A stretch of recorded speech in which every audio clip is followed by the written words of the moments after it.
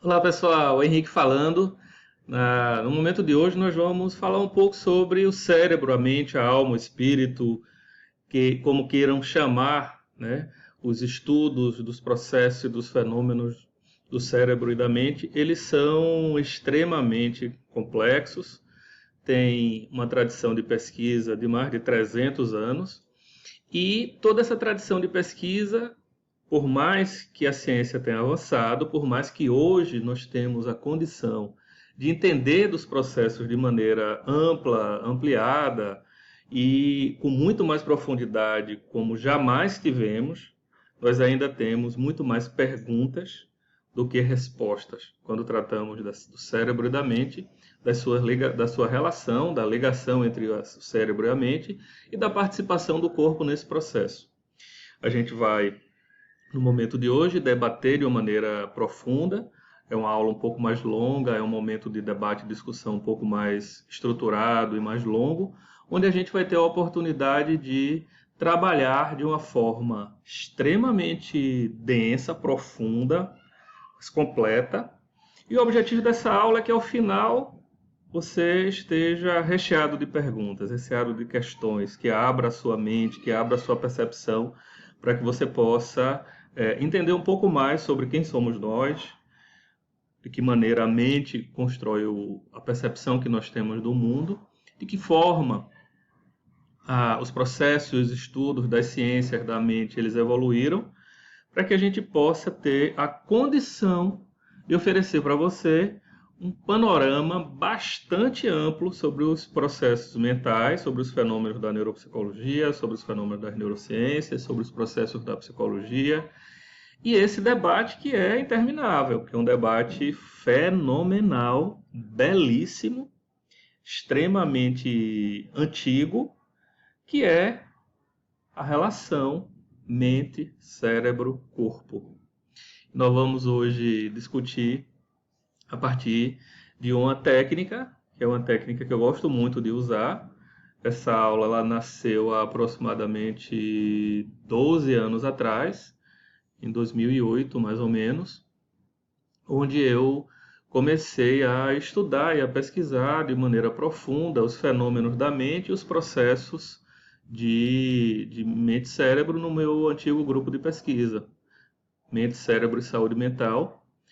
E ela nasce de uma reflexão sobre os processos da mente e do cérebro que repercutem no desempenho, que repercutem também na saúde mental. E eu usei naquele momento uma técnica, tá? Na verdade é muito mais do que uma técnica, uma estratégia de usar as metáforas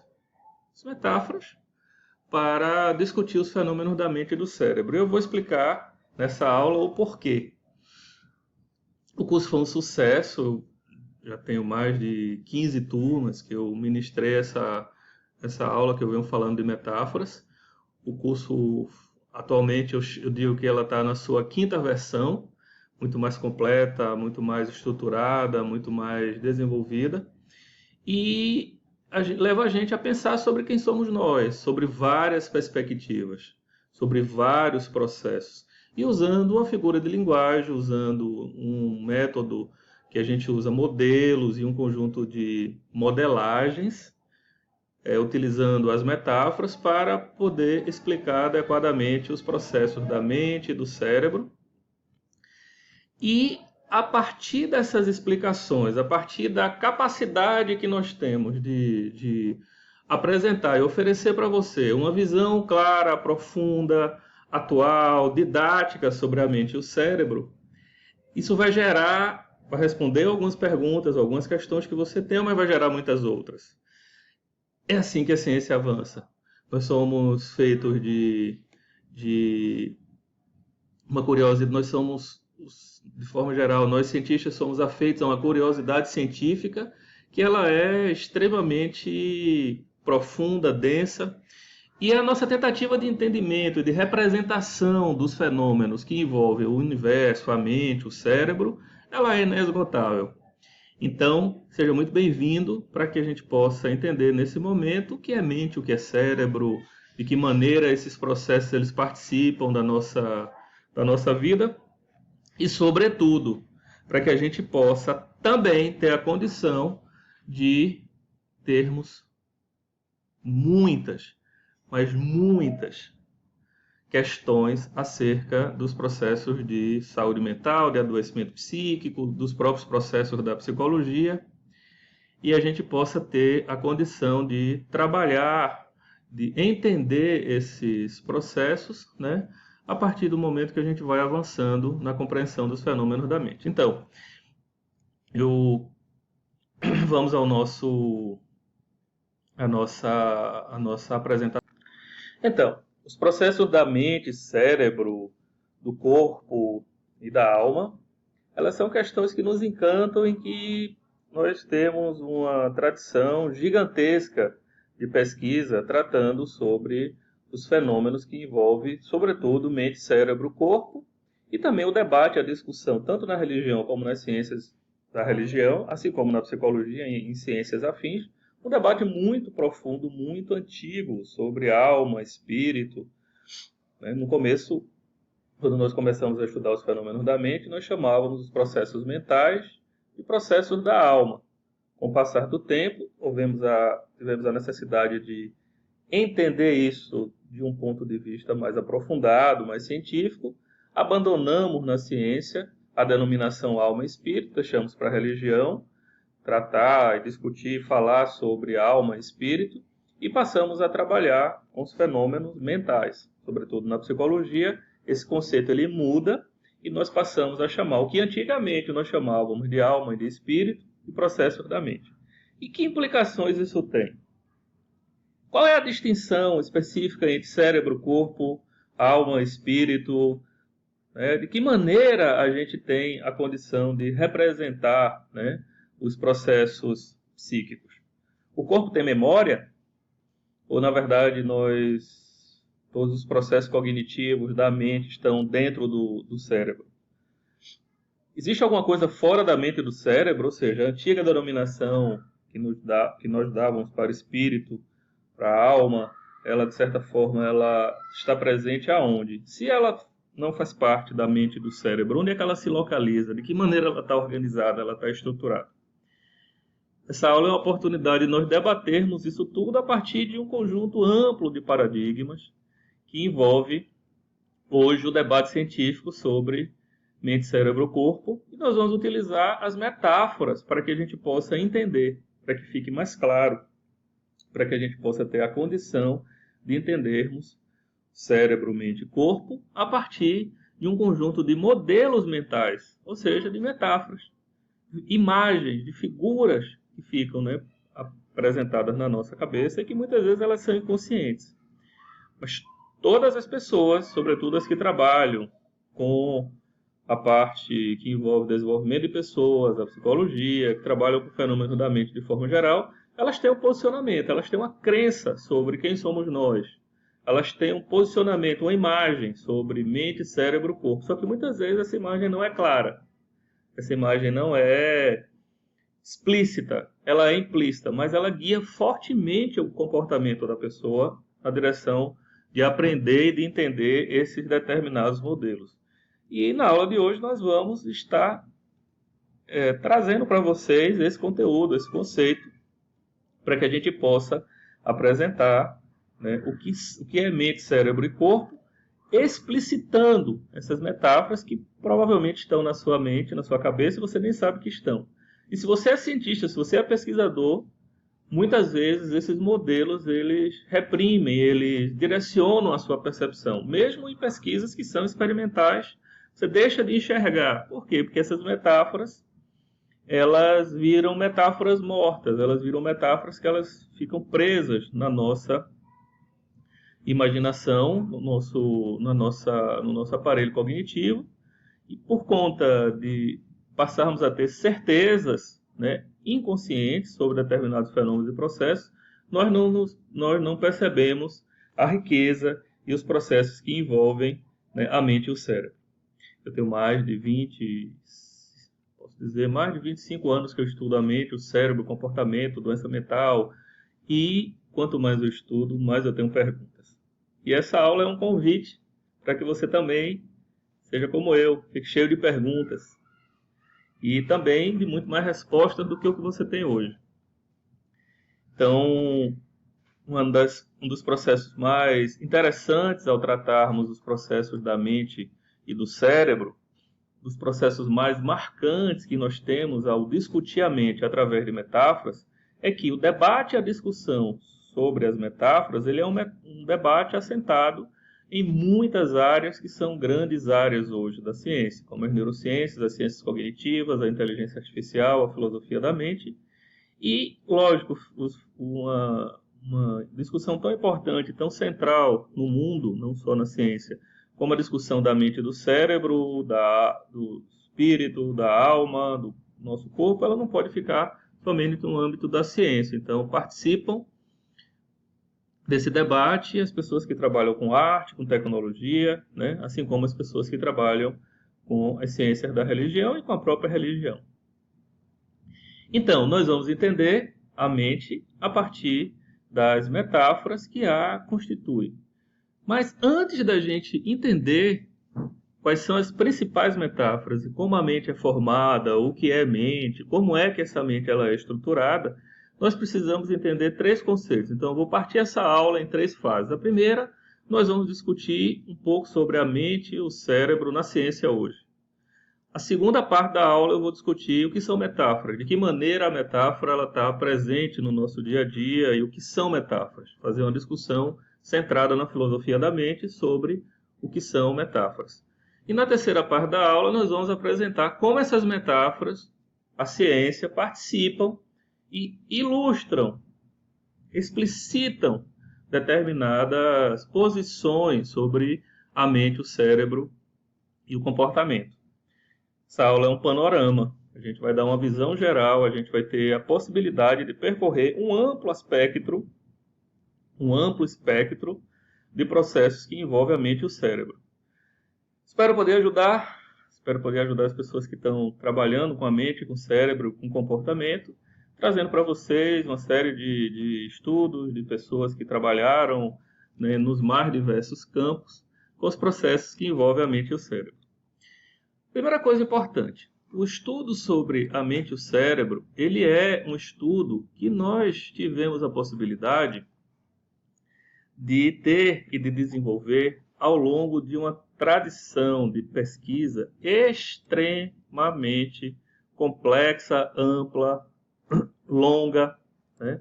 Nós começamos a entender dos processos da mente no cérebro talvez há milênios atrás, porque a gente encontra evidências, sobretudo nos crânios no Neolítico, de mais de 7.000 anos que mesmo os seres, nossos ancestrais, os seres mais antigos, né, mesmo antes de termos a construção das grandes cidades, da linguagem, nós já nos preocupávamos com a vida interior.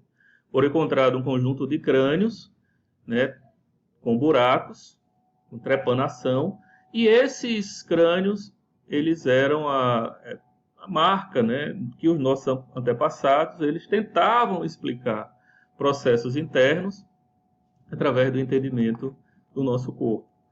Mas por que há evidência de que esses buracos eles tinham, na verdade, uma preocupação pelo entendimento do cérebro e da mente? Porque existia uma calcificação, ou seja, a pessoa abria um buraco no cérebro da pessoa, no crânio da pessoa, né? Desculpem, abria um buraco no crânio da pessoa, e esse buraco que era aberto, ele cicatrizava, então havia uma calcificação nesse crânio, né? E esses buracos no crânio, eles demonstram a preocupação que o homem do Neolítico ele já tinha o olhar para os processos da mente e o cérebro.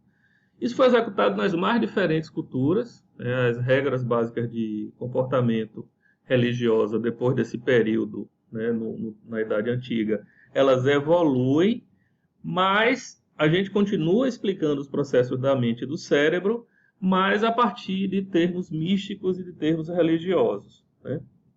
Na Idade Média e na Era Moderna, nós passamos a ter uma evolução, porque passamos a ter anatomistas, médicos, cientistas, trabalhando exaustivamente para desvendar as complexidades da nossa vida interior. Ou seja, a gente começa houve um momento, né, não vou discutir isso com muito detalhe aqui, mas houve um momento que a igreja não permitia, era considerado uma heresia, era considerado, né, uma prática que poderia, inclusive, culminar com uma penalização severa para os seus praticantes. Então, a gente não podia abrir cadáver, não podia estudar anatomia, não podia estudar os processos do cérebro, porque isso era proibido pela igreja. Então, os cientistas não, por volta de 1200, 1300, 1400, não podiam fazer isso. Então, todas as explicações, por mais de 1000 anos, da nossa vida interior, né, pelo menos a grande maioria dessas explicações, elas eram dadas a partir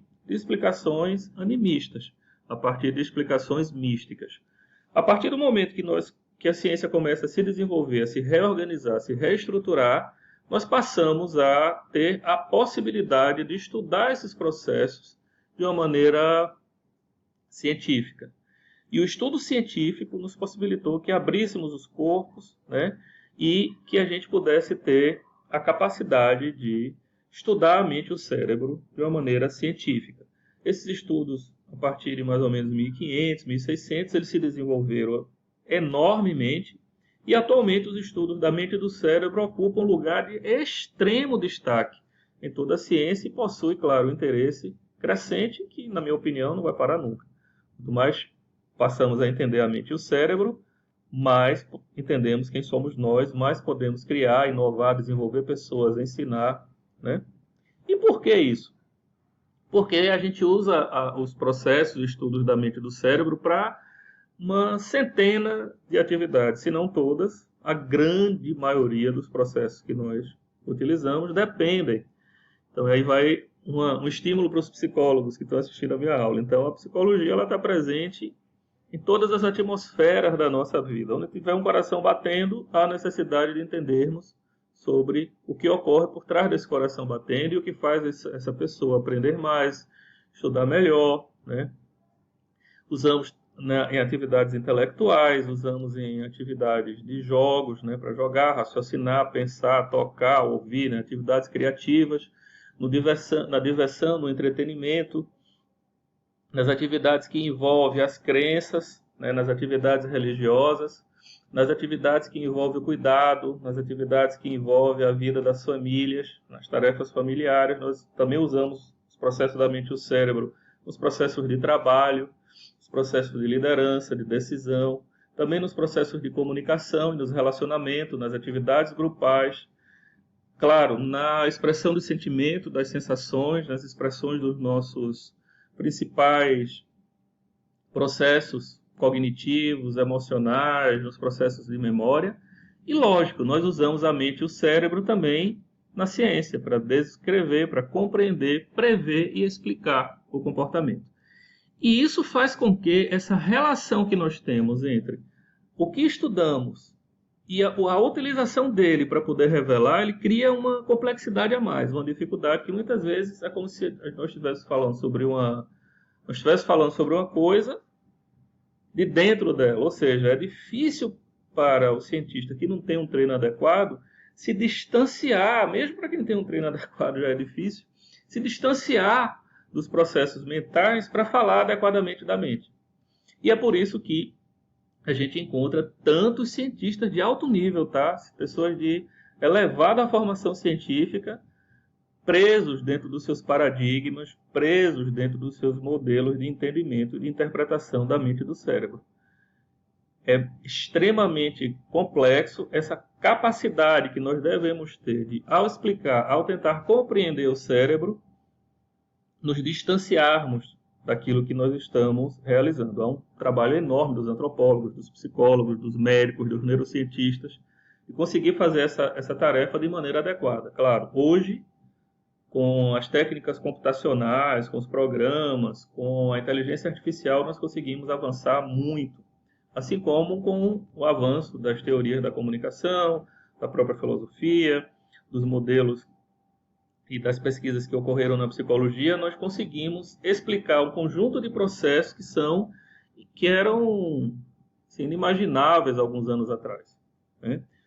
A capacidade que nós temos de entender a mente e o cérebro é extremamente ampliada.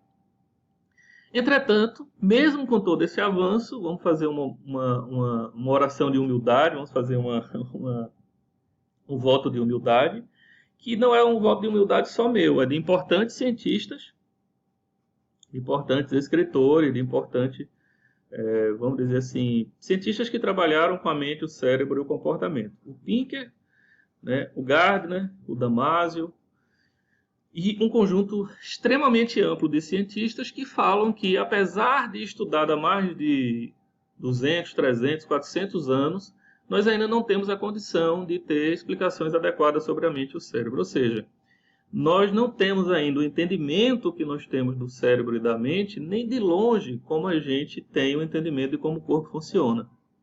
Por que isso? Por conta da elevada complexidade da mente e do cérebro, né? Nos anos 80, o governo americano dedicou uma verba exorbitante de pesquisa para o entendimento dos fenômenos e processos do cérebro, e ele imaginava que ao final da década de 80, em 10 anos, nós estaríamos com todas as questões principais da mente e do cérebro respondidas. Mas isso não ocorreu. Nós ainda temos muitas questões abertas e muito a entender sobre os processos da mente e do cérebro.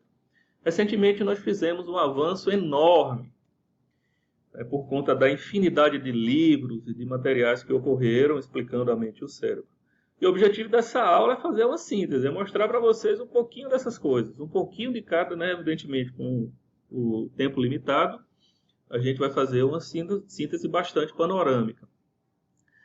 Por quê? Porque a complexidade da mente é tão grande que tem alguns cientistas, como por exemplo o Antônio Damasio, um neurocientista português, ele defende que jamais ela será conhecida, que é uma posição que eu acho que só podemos pensar dessa forma se colocamos a palavra na totalidade.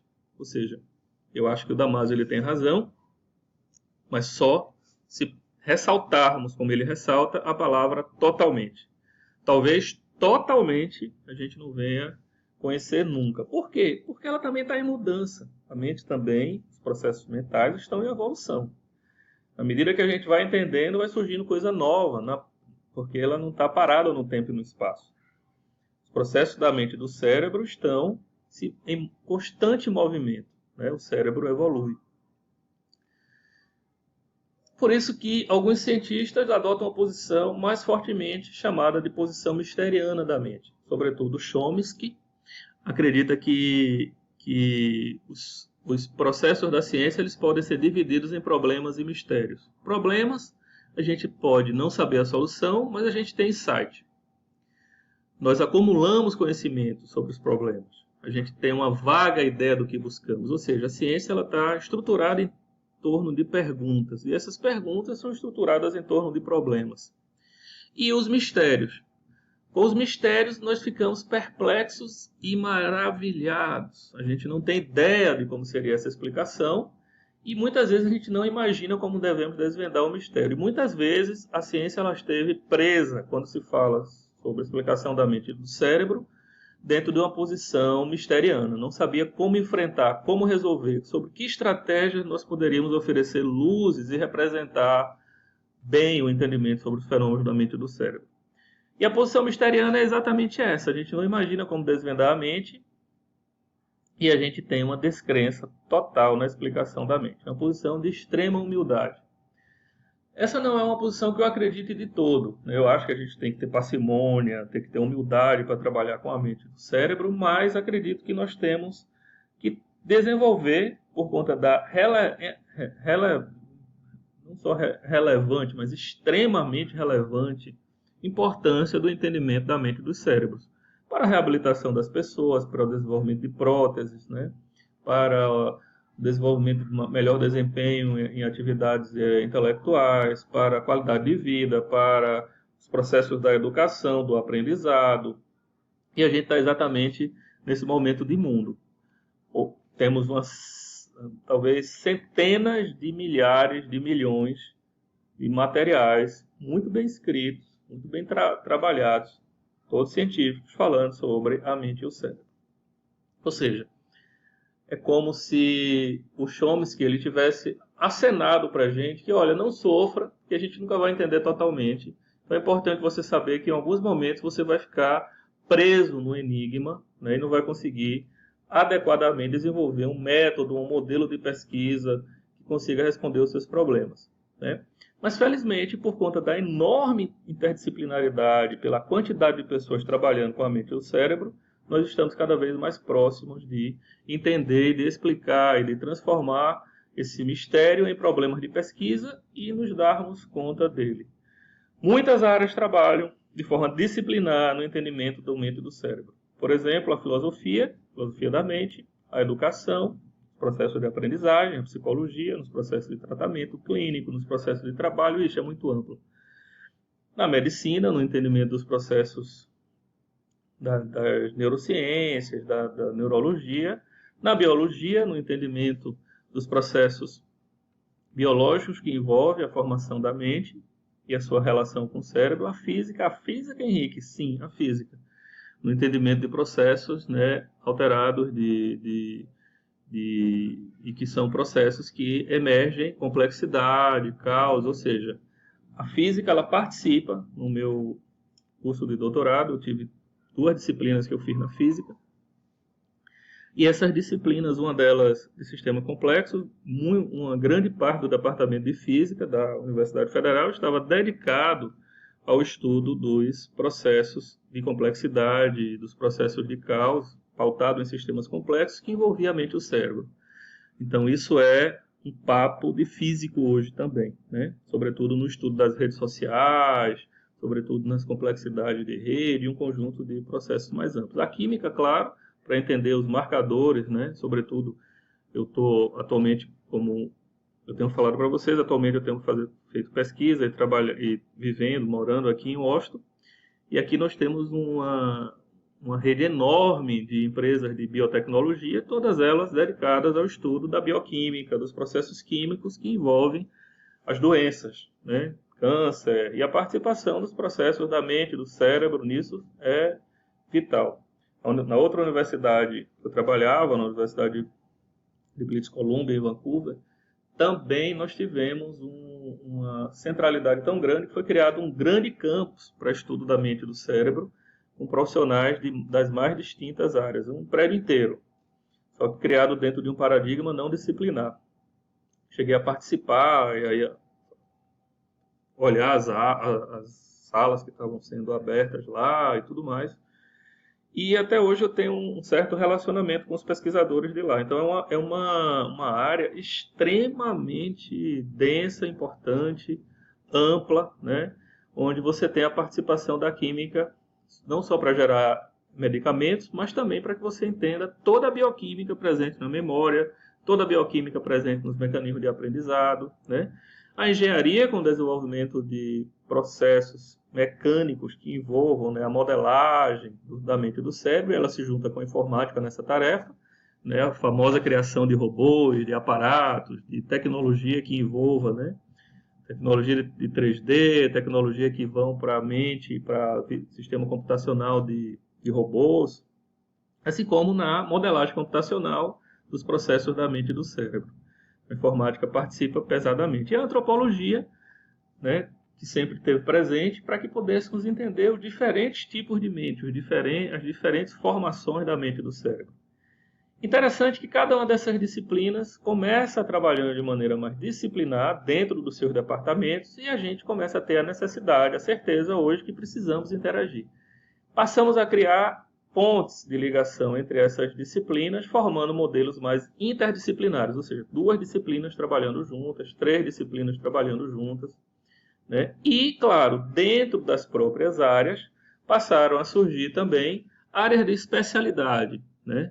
Subcampos de formação de especialistas para entender determinados fenômenos focados da mente e do cérebro.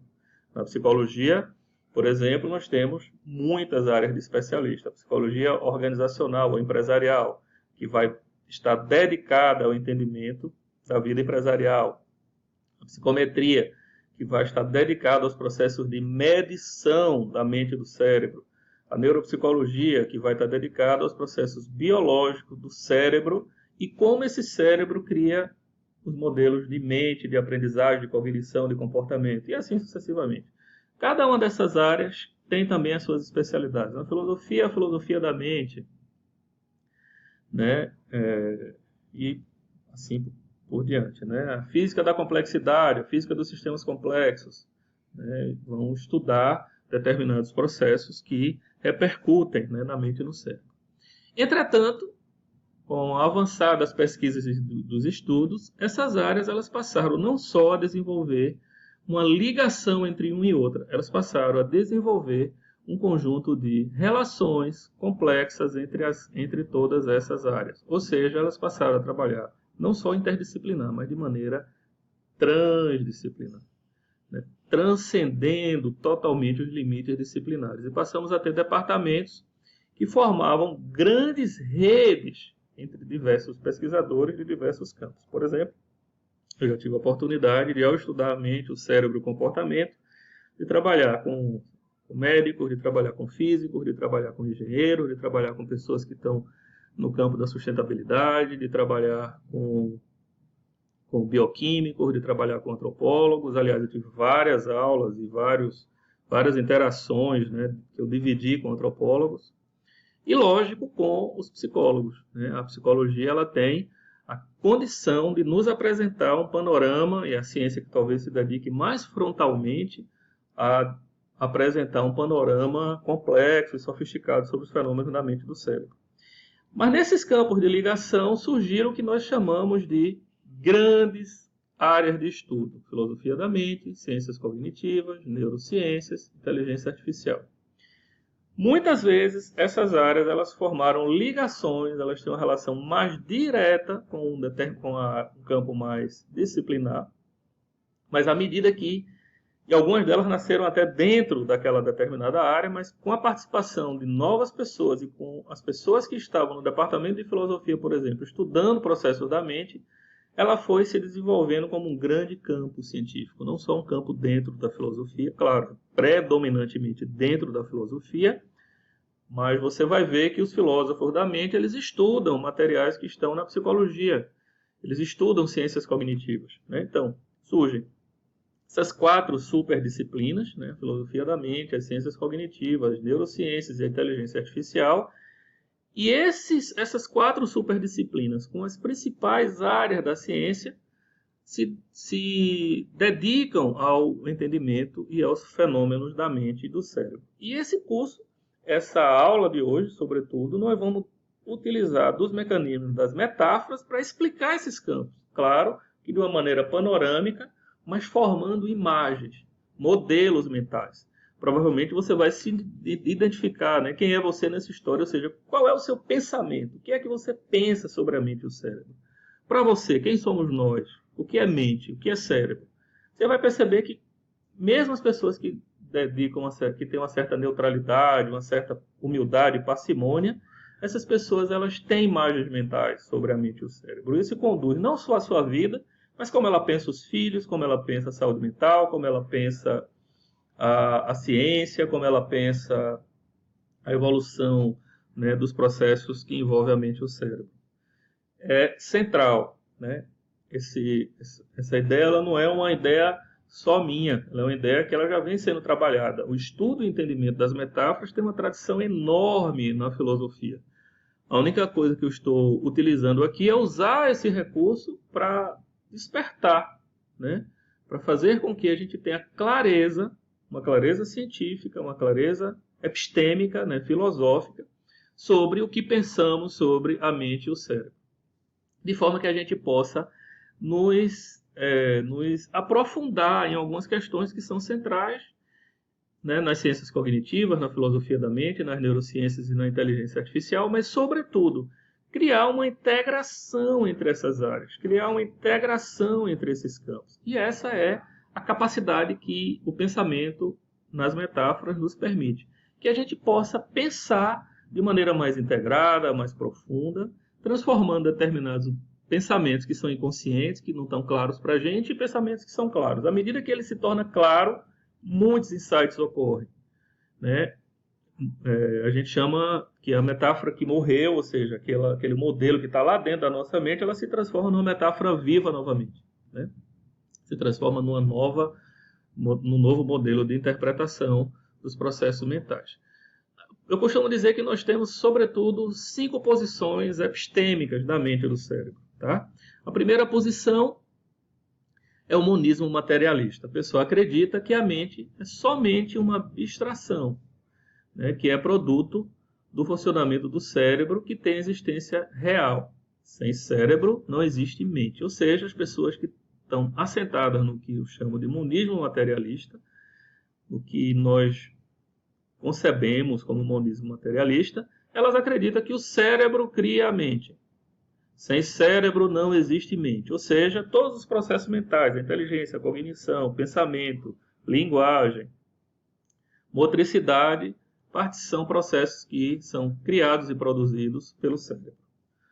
A segunda posição é a posição que é chamada de monismo subjetivo, onde o cérebro é somente um órgão que possibilita a mente de se manifestar do seu social e que sem mente a gente não tem a capacidade de fazer o cérebro funcionar. O monismo subjetivo é o oposto, tá? Ou o monismo mentalista, ou monista mentalista. Ele vai acreditar que a mente cria o cérebro, que a mente é anterior ao cérebro. A terceira posição é o dualismo, famosa metáfora criada por René Descartes, né? Famosa posição dualista, que ele vai dizer que o cérebro é material e a mente é imaterial. Eles são relacionados, mas completamente distintos. Um é de um jeito e o outro é de outro. Um faz parte da matéria e o outro não faz parte da matéria. Essa posição é a posição adotada por muita gente boa, né, no entendimento da ciência. E essa metáfora ela é repassada de maneira avassaladora no seu científico atual. O quarto modelo é o holismo, o ecletismo, né, que a mente e o cérebro elas são relacionadas e totalmente complementares. Ou seja, não tem uma separação entre uma coisa e outra. E o quinto modelo e o mais atual, é o modelo que eu faço parte, é o modelo que eu acredito, que é o modelo integrativo. Nós acreditamos que a mente e o cérebro eles são integrados, mas que tem uma separação entre um e outro. Diferente dos dualistas, nós acreditamos que a mente e o cérebro fazem parte de processos materiais. Nós podemos estudar materialmente, só que com a configuração distinta dos estudos antigos da matéria, uma configuração atual, onde nós estudamos matéria, energia, um conjunto de processos, de maneira ampla, mas não tem claro, evidentemente, há grandes diferenças entre a mente e o cérebro, mas elas fazem parte tem elementos integrativos de ligação entre eles, né? Eles são integrados, compostos de muitos elementos e subsistemas diferentes que interagem em múltiplos níveis, ou seja, há uma condição da mente e do cérebro interagir, formando grandes blocos, tanto para resolver problema quanto para grandes hubs, vamos dizer assim. Tanto espacialmente como temporalmente, de forma não linear, gerando um conjunto de padrões emergentes que são observáveis em diferentes escalas. Se você olhar para o cérebro e para a mente, numa escala micro, você vai conseguir ilustrar e representar e entender de uma infinidade de processos. Se você olhar para a mente e para o cérebro numa escala macro, você vai observar em diferentes características. Elas interagem, um nível interage com o outro, mas de forma não linear. Ele interage formando padrões emergentes que eles se tornam claros na personalidade, na aprendizagem, na memória, né? E a gente vai precisar observar e entender esses processos através de métodos e de processos próprios. Essa é a posição integrativa. É uma posição atual, uma posição científica que trata a mente e o cérebro de uma maneira ampliada, que trata processos da mente e do cérebro de uma maneira ampla. Eu vou explicar isso para vocês no momento oportuno.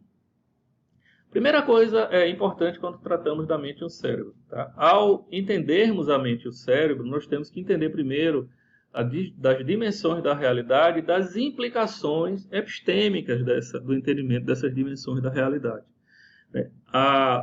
No corpo e no campo científico, um conjunto enorme. A ciência hoje é uma verdadeira, vamos dizer assim, um verdadeiro mosaico de posições e de posicionamentos distintos e diferentes, formando um corpo extremamente amplo e muitas vezes contraditório de modelos e de pensamento. Mas vamos entender primeiro sobre as dimensões da realidade.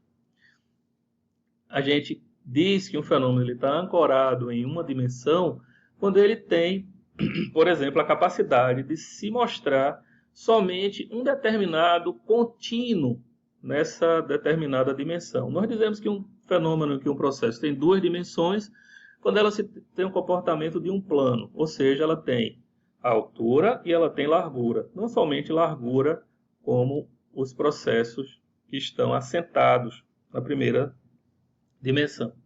Quando o fenômeno está assentado em três dimensões, que são as dimensões que são mais estudadas, né, que já estão muito bem problematizadas, tanto na física, na química, como na biologia, os fenômenos eles têm largura, tá? Eles têm profundidade e eles têm altura. Tá? Ou seja, você não tem somente aquela situação como nós temos aqui. Por exemplo, se eu pegar aqui e formar um determinado ponto E, né, aqui nessa, né, determinado ponto E, forma um contínuo com um ponto D, eu consigo ter uma compreensão de uma linha que ela se apresenta sobre um só aspecto da realidade. É só um determinado traço de realidade. Na segunda dimensão, esse ponto E e esse ponto D, ele é acrescido do ponto B e do ponto C, onde eu tenho um plano que se formou. Não só uma reta, não só um ponto. Mas aqui eu formei um plano. Tá? E esse plano, que é estruturado e que é formado, ele me permite ter um nível a mais de compreensão da realidade. Entretanto, você não vai ver por aí nenhum cérebro de forma plana. Só aquele que foi recortado numa fatia mínima, né? Mesmo esse tem um pouquinho de altura, né? Ou seja, o nosso cérebro é totalmente tridimensional. Ele forma um objeto que ele é estruturado e ele pode ser modelado, apresentado em três dimensões. E aí, acrescido ao ponto E, ao ponto D, nós temos, e ao plano que nós formamos aqui, nós temos um conjunto, isso multiplica enormemente as nossas possibilidades e também a nossa complexidade. Por quê? Porque nós não temos somente um determinado recorte de realidade. Primeiro recorte, dimensional. Segundo recorte, bidimensional. Terceiro recorte, tridimensional. Eu tenho múltiplos planos aqui nessa figura cúbica. Isso faz com que os processos eles fiquem extremamente mais complexos, mais cercados de processos. Mas na nossa vida nós temos também, na natureza, nós temos também outras dimensões. Né? Conhecemos a quarta dimensão, que é a dimensão tempo. Ou seja, uma outra complexidade dos processos científicos é que nós não precisamos representá-lo somente em três dimensões. Nós precisamos também representá-lo na sua quarta dimensão, naquele recorte de tempo específico. Por quê? Porque as coisas evoluem, as coisas crescem, as coisas estão em constante mudança. Então, o conhecimento né, em um determinado momento ele vai mudar, ele vai transcender, vamos ter um outro conjunto de processos, né? Entretanto, nós descobrimos, sobretudo os autores da física, né, que envolve, né, tanto a física de partícula, como os astrofísicos, como os físicos que trabalham com complexidade, eles passaram a entender que existem outras dimensões. Tá? Atualmente, a discussão e o debate é que são 14 ou mais de 14 dimensões. E essas dimensões elas são extremamente subjetivas, elas estão presentes na sua subjetividade. É aí que o processo começa a se complexificar, porque muitos dos processos da mente, aprendizado, a memória, elas estão nessa chamada quinta dimensão. Você não vai ver a mente andando, você vê o cérebro andando por aí, mas você não vai ver a mente andando por aí.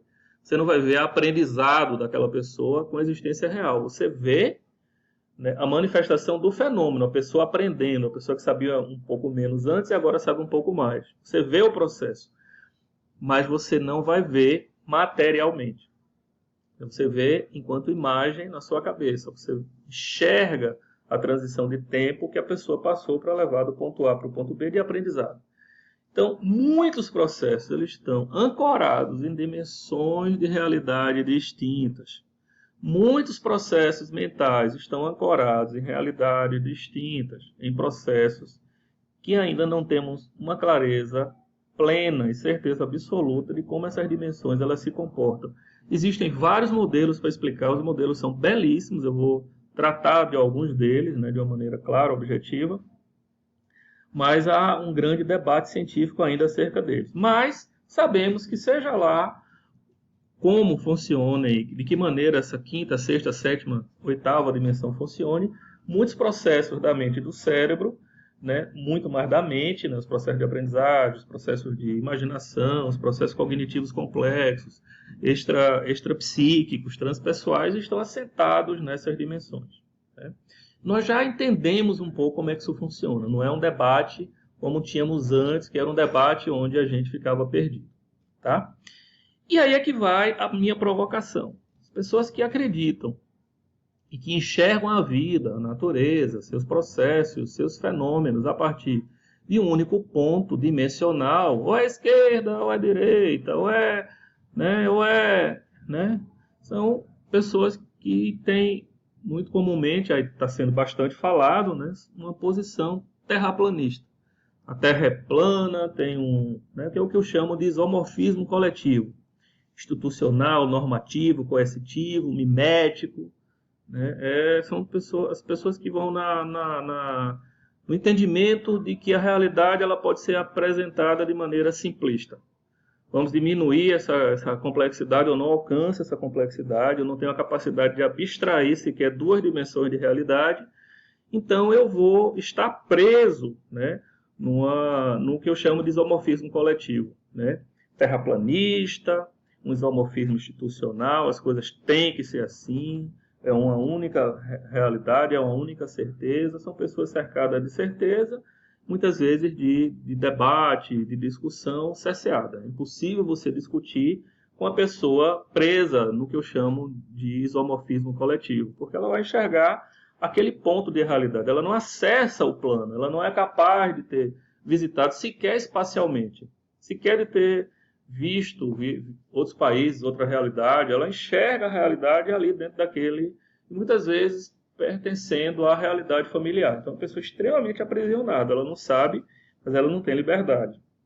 Ela vive reproduzindo a realidade que ela aprendeu na família, naquela cidade, naquele país, ela não tem a condição de explorar sequer espacialmente as realidades que existem no mundo.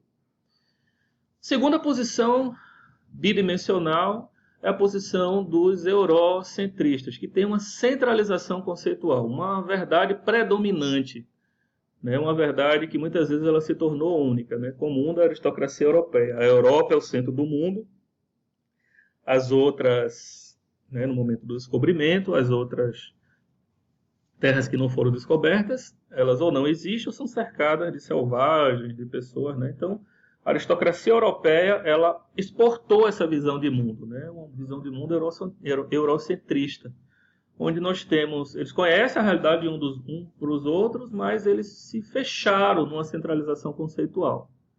A terceira dimensão, o terceiro, fazendo uma analogia com a terceira dimensão, é muito comum dentro do que, né, já foi uma grande evolução. Nós tivemos no começo do século os iluministas criar um conceito de humanismo, onde a gente tinha que criar um conjunto de processos, né, de qualidade de vida, onde o ser humano ele exerce, né, o protagonismo, né, dos fenômenos e dos processos da Terra, e a gente vai ter um cuidado a mais, né, que é o que eu chamo de terracentrismo, ou seja, o que eu chamo também de humanismo para os escolhidos. Por que humanismo para os escolhidos? Porque apesar desses processos eles terem trazido a compreensão que existe uma dimensão além da Europa, que existe uma realidade para além, né, daquela compreensão religiosa ele se tornou um humanismo para os escolhidos, onde existe qualidade de vida, mas essa qualidade de vida está predominantemente em alguns países, está predominantemente num gênero, está predominantemente numa etnia, está predominantemente numa classe social, ou seja, é humanismo para poucos. Se você for viver na Noruega, se você for viver no Canadá, se você for viver na Suécia, se você for viver em algumas partes dos Estados Unidos, na Austrália, na Nova Zelândia, de forma geral, você vai ter muito mais qualidade de vida do que uma pessoa que mora nos países em desenvolvimento ou subdesenvolvidos. Né? O humanismo, ela foi uma filosofia extremamente avançada na época, mas ela se esgota. Coloca o homem acima de todas as coisas, enxerga, né, a Terra redonda em todas as suas dimensões e as suas relações, mas coloca o homem, coloca a subjetividade humana no centro, ampliada, né, e plotada nessa compreensão de três dimensões. Se quer, muitas vezes, como alguns autores disseram, que a história morreu, não teremos mais história, matando a quarta dimensão, que é a dimensão do tempo. Nunca nada morre sem renascer, de certa maneira, sem produzir uma certa mudança, né? E nós estamos agora na ciência, com toda essa diversidade, com toda essa multiplicidade, criando um modelo de mundo muito mais sofisticado, muito mais complexo, que inicialmente ela contempla o entendimento da quarta dimensão, que é o universalismo. São a posição complexa de enxergar a mente e os processos cerebrais, a posição da complexidade, a posição da integração, da diversidade, das múltiplas inteligências, de que os processos são ancorados numa dimensão tempo, que eles são carregados e centrados numa subjetividade, que nós não temos tanta certeza. Então nós começamos a ver Edgar Morin, um conjunto de pensadores e de filósofos trazendo essa compreensão, né? Fernando Gonçalves Reis aqui no Brasil, eu venho trabalhando isso muito também com os meus alunos, e todo mundo, de certa maneira, apresentando uma posição universalista, meio que para dizer, olha, nós precisamos refletir sobre o humanismo, nós precisamos criar uma nova episteme, nós precisamos avançar para essa dimensão tempo, para que a gente possa tratar de maneira mais efetiva e criar um modelo de funcionamento de mundo que seja mais funcional, mais efetivo, para criar mais qualidade de vida, para criar, né, um desenvolvimento social mais amplo. A gente vai ver que essas tradições, esses modelos, esses pensamentos da mente, cérebro, natureza, comportamento, eles vão sendo ancorados na subjetividade e na mente das pessoas. Essa posição universalista, ela vem exatamente para trazer e acrescentar um pensamento extremamente amplo, atual, complexo dos fenômenos da mente e do cérebro. E agora vamos refletir um pouco sobre a ciência. Pensar a ciência a partir desse paradigma, ela envolve, na minha opinião, somente três grandes planos. O primeiro plano é entender que a ciência ela é a representação de processos.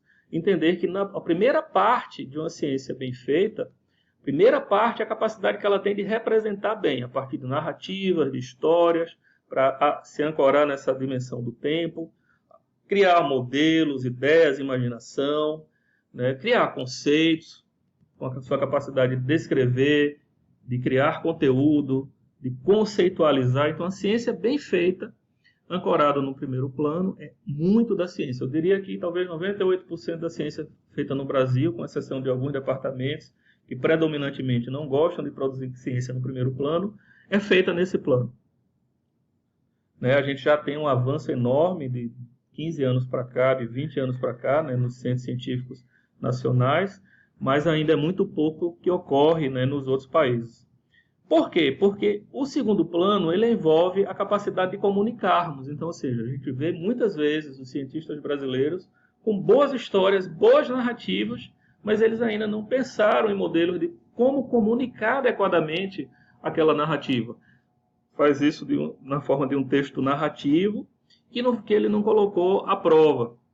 Quando a gente pensa em modelos sintéticos que têm a capacidade de representar, a gente tem que necessariamente utilizar metonímias, analogias, metáforas. E esse segundo plano, ele nos permite que a gente comunique bem as nossas ideias, que a gente tenha a capacidade de representar. E muita gente foge disso. Foge, porque isso é trabalhoso, isso precisa checar o modelo. O primeiro momento que eu me deparei com o curso de Metáforas da Mente, eu fiquei assim tonto, porque eu tentava entender, formar uma imagem sobre a mente, e era muito. Eu tinha que ler mais, eu tinha que aprofundar mais, era interminável. E eu consegui fechar o primeiro curso ainda em 2008, 2009. Né? O curso foi extremamente elogiado, as pessoas amaram o curso. E eu passei assim, a ir devagar, não apresentar muito, né, dessas ideias, por conta de que eu precisava aperfeiçoar. Então eu fui para a versão 2.0, para a versão 3.0. Por quê? Porque eu precisava fechar isso em modelos, né?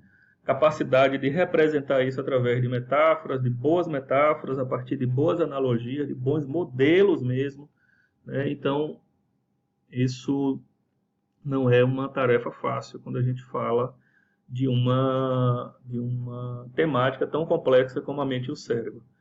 E esse segundo plano, ele forma uma ponte entre o primeiro e o segundo plano, né? O primeiro, o segundo e o terceiro plano. Ele faz uma ligação, né, entre todos os planos. É um elo de ligação, né?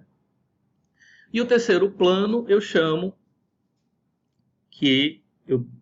de ciência integrativa, porque é a ciência que não só produz conhecimento, mas é a ciência que produz produto, serviço, tecnologia. Isso muitas vezes é uma palavra pecaminosa quando a gente fala, sobretudo no departamento de ciências sociais, que a ciência precisa produzir produto, ela precisa oferecer um serviço, resolver um problema na sociedade. Os cientistas sociais dão um pulo, porque acreditam que a ciência que faz isso é uma ciência pragmática. Mas sim, a ciência precisa ser pragmática, ter um pragma, né? Porque ela precisa ter um uso social, melhorar a vida, ela ser resolutiva. Então a gente vai ver muita gente problematizando, mas você diz resolva, ele não sabe como resolver. Vá para a prática, ele não sabe como transformar aquele conhecimento teórico numa prática. Aí a ciência fica presa no modelo de representação, na descrição, no conteúdo, no copy. Que você tem aí de teses de mestrado e doutorado, que são cut and paste, recortar e colar, né? São copy de citações, de frases de autor. Quando você diz, e você tem 2 páginas da pessoa ali naquele determinado trabalho. A ciência que avança no mundo todo, ela é completamente contrária a isso. Ah, mas não está efetivamente copiando, está botando com as palavras dele. Sim, botando com as palavras dele, mas sem refletir sobre o pensamento adequado do autor. Se eu sentar aqui por meia hora, eu produzo centenas de milhares de citação baseada numa citação de autor fazendo jogo de palavras. Essa ciência, ela morre. É uma ciência que hoje uma máquina faz, né? Essas máquinas que você joga aí os códigos, ela cria palavras com alguma pequena facilidade, né? Ou seja, em 1/4 de segundo, cria aproximadamente com 2 ou 3 citações organizadas e orquestradas, aproximadamente 1 milhão de citações diferentes. Então, está na cara que não é isso que vai fazer a ciência avançar. A ciência, ela precisa, nesse terceiro plano, a ciência integrativa, como eu chamo, ela é uma ciência que ela tem um inovare, ela tem um pragma e ela tem um ethos. Porque ela é ética, íntegra, coerente, justa, responsável, ou seja, você não entrega e não fornece um produto, um serviço para uma instituição que você vê que ele vai fazer um uso negativo. Uma discussão que eu tive muito com meus alunos, sobretudo nos departamentos europeus, foi esse. O cara está lá, faz um remédio, a empresa compra e deixa esse remédio parado, preso. Não é essa a empresa que você tem que trabalhar. A ciência, ela precisa ter uma descoberta efetiva e você ter a condição de ter a ética, a entrega da sociedade, né, a coerência, a justiça, a capacidade de ter responsabilidade. Ela tem que ter a capacidade de inovar, de criar novas tecnologias, novos produtos, novos serviços. E, claro, ter um pragma, uso social, melhoria de vida, ela tem a capacidade de resolução. Nos outros planos, ela fica somente ou como representação, ou a ciência que é feita em torno de conceitos e de narrativas. Claro, é ciência também, vale a pena, é uma boa ciência, mas a gente não pode ter a maioria, ou a quase totalidade da ciência do país pautada no modelo representacional. A gente tem que ampliar testar as nossas hipóteses no campo de batalha, testar as nossas hipóteses, os nossos modelos na prática social. Né? Eu percebi claramente isso depois de ter trabalhado muitos anos na psicologia. Eu começo a interagir com os físicos e eu já era um cientista, considerado um cientista, que eu ia na direção de testar, de fazer os trabalhos que envolviam, né? Eu já ia para pegar aquele conhecimento, aquela tecnologia, aquele software e botar para que tivesse uma funcionalidade. Eu fiquei impressionado, porque lá tudo que eles fazem é isso. Eles pegam os modelos, constroem os modelos e vão testar esses modelos, né, a partir de um pragma, a partir da possibilidade de inovar e de inventar um produto novo. Então isso é extremamente importante para a gente. Isso faz com que os países desenvolvidos continuem desenvolvidos. Simples assim. Ou a gente entra nesse momento inovativo e desenvolvemos a imagem, as visões de mundo, para que a gente tenha uma ciência integrativa, onde a gente inova, a gente coloca no uso social, na melhoria de vida, e cria um ethos por trás dessa ciência, um episteme, que nos dê a capacidade de refletir os processos de maneira suficientemente adequada, ou a gente não tem a condição de desenvolver nosso país da forma que a gente necessita. Falei sobre ciência, problematizei a mente e o cérebro, né? E é isso que a gente vem fazendo. Quando a gente começa a testar as teorias, fazer um trabalho, ele nasce, a representação, um modelo que trabalha com a mente, com o cérebro e com o comportamento. Na psicologia, e ele vem ser testado para a invenção de um produto, de um software, de um computador, de um robô, efetivamente esses modelos eles são refeitos, reproblematizados, repensados, redesenhados.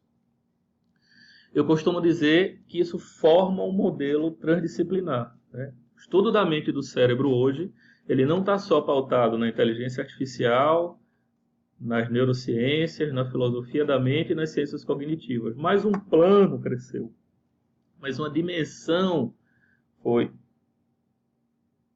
criada e construída, onde nós temos as neurociências comportamentais e a área de reabilitação, a área da sustentabilidade, cultura e ecologia comportamental, as ciências da religião, as ciências que trabalham com o corpo, o healing, os estados de qualidade de vida e de saúde mental. Mas para que a gente tenha a capacidade, repare que aqui nós temos o cérebro, que é matéria, biológico, médico, então um domínio muito presentemente, muito central do neurocientista. Aqui nós temos a mente, o subjetivo, o psicológico, um trabalho muito central dos profissionais que trabalham com a subjetividade, com o sonho, com a imagem, né? Os profissionais da psicologia, da filosofia da mente. Então aqui está carregada de subjetividade. Aqui está carregada de processos biomédicos, biológicos. Aqui está carregada de processos tecnológicos, na tentativa de pegar este campo e dar conta de produzir um insight, uma representação e um modelo. Isso já tem produzido muita coisa, né? Até porque também tem a participação das ciências cognitivas, que tenta, de uma forma interdisciplinar, de uma forma abrangente, explicar os processos da mente e do cérebro.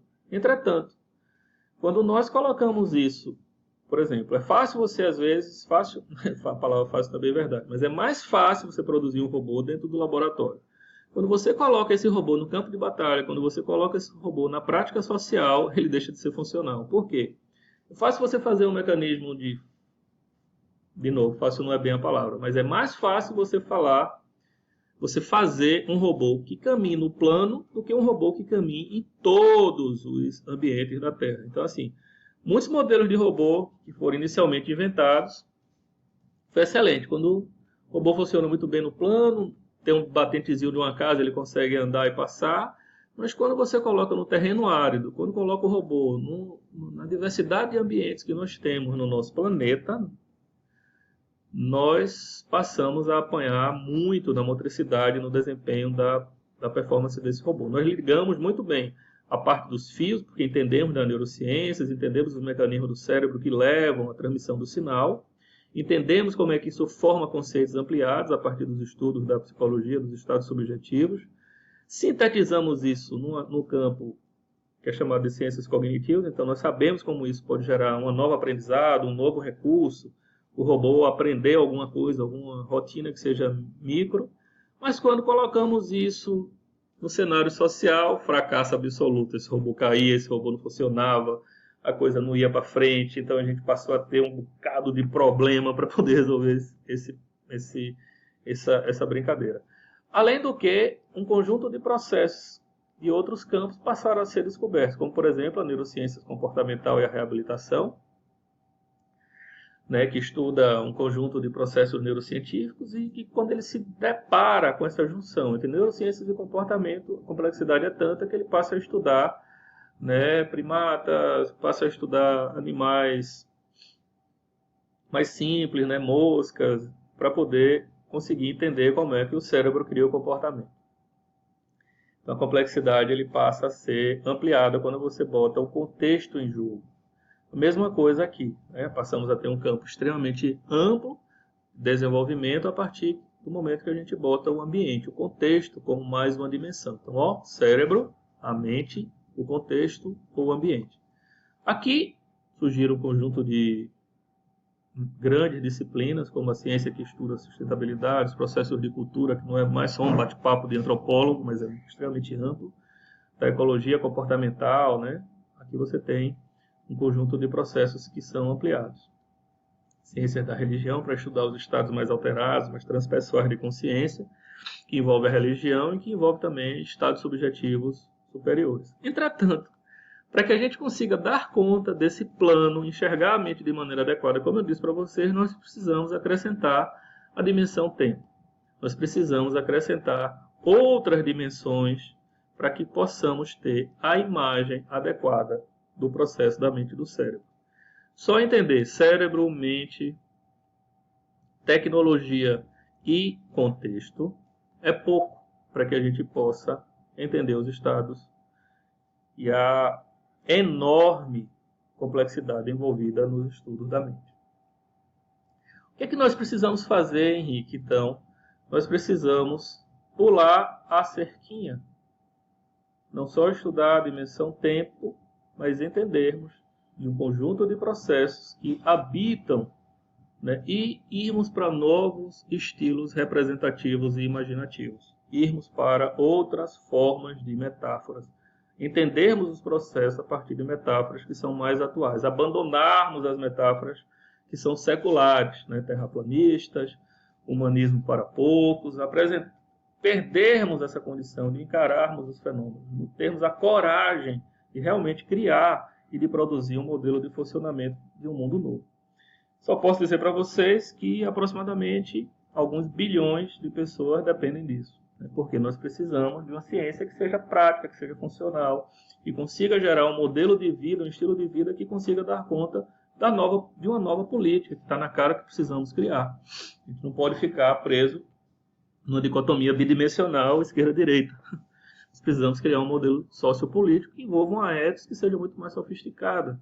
Nós precisamos criar um sistema de compreensão da realidade que dê conta dos estados alterados de consciência, que dê conta, né, da imaginação, de aspectos artísticos avançados, né?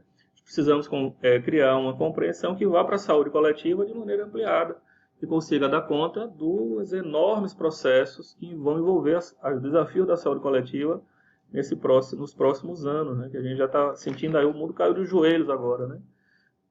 O Brasil de joelho duplamente. O Brasil caiu de joelho politicamente e agora caiu de joelho social e está vindo a parte econômica. Então, isso deixa para a gente extremamente claro que precisamos de um novo mundo, precisamos de um novo modelo. E a moldagem, a representação desse modelo, ele precisa passar por vários domínios, por vários modelos de representação, de entendimento da mente, dos processos, para que a gente possa criar um episteme, um modelo de ciência que tenha a condição de ser ético, de servir as pessoas, melhorar a qualidade de vida, de resolver problemas seculares, né, como a desigualdade, a fome, a desnutrição, que já temos conhecimento para resolver, mas não temos ainda um pacto social, porque a ciência foi criada desatrelada, né, de determinadas coisas, e a gente está vendo isso com muita clareza no mundo hoje. A ciência foi trabalhando, produzindo seus alunos, as pessoas foram fazendo seus mestrados e seus doutorados, e um bocado de gente foi ficando para trás, e essas pessoas decidem os processos ainda. Elas estão lá com a mente presa, com modelos extremamente arraigados em conceitos de mundo extremamente antigos, ultrapassados, que não tivemos a capacidade de reciclar essas pessoas, de reensinar essas pessoas. Então elas ficaram presas em representações unidimensionais, pensando a partir de paradigmas, preso no que é repassado de boca a boca, né, entre os seus familiares. Estudamos culturas, como é que a tradição oral é passada, mas esquecemos de entender que existem centenas e centenas de famílias, talvez milhares ou milhões de famílias no mundo, que ainda o conhecimento é passado de forma oral. É uma pessoa acreditando no outro e indo no comportamento de manada cheio de certeza. E sem ter a mínima condição de reciclar o seu conceito, porque isso é reforçado por um conjunto de premissas e de pressupostos político, religioso, social, cultural, né? E aí vai, formando um bloco extremamente complexo. A gente precisa ter, neste momento, essa condição e essa capacidade de ampliarmos esse modelo. Né? Quando a gente vai entender de processos do mundo, a gente diz que a totalidade dos sistemas que estão no mundo, eles têm um contínuo, da ordem para o caos. Tudo que a gente vai estudar hoje, e os fenômenos da mente não são diferentes, nós estudamos profunda e pesadamente, a gente vai tentar alocar esse fenômeno nesse contínuo, entre a ordem e o caos.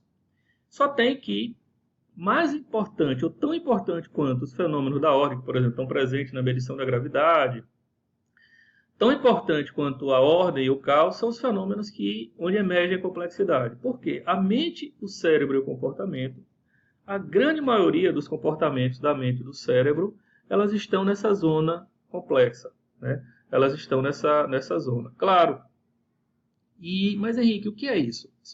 Nos explique. Repare, quando nós temos um determinado processo ou fenômeno que nós estudamos, que ele está assentado em ordem, são fenômenos simples. Por exemplo, são fenômenos que muitas vezes você tem uma só variável. Por exemplo, a medição do peso, da altura de uma pessoa.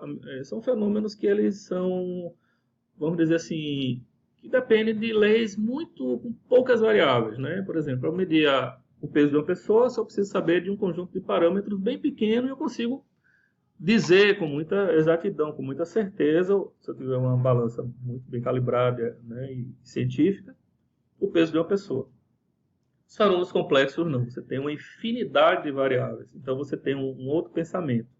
Os fenômenos ordenados, você tem uma lei vamos dizer assim, uma curva normal, né? Você tem a média nos fenômenos ordenados, a média da população naquele determinado parâmetro. Se você extrai uma amostra, a média da amostra vai bater com a média da população. Normalmente nos fenômenos complexos não, porque fenômenos raros acontecem. Tá? Claro, um processo ele não deixa imediatamente de ser ordenado e entra na complexidade. Existe uma zona de ambiguidade, tá?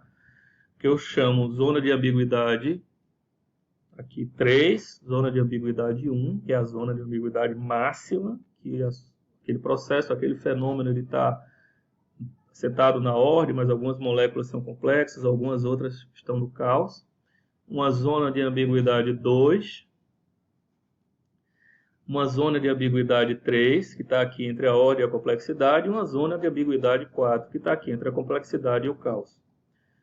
E o que é que isso tudo tem a ver com a mente e o cérebro? Porque é o primeiro passo, quando a gente vai avaliar, quando a gente vai trabalhar com determinado processo da mente ou do cérebro, nós temos que parametrizar o sistema cerebral.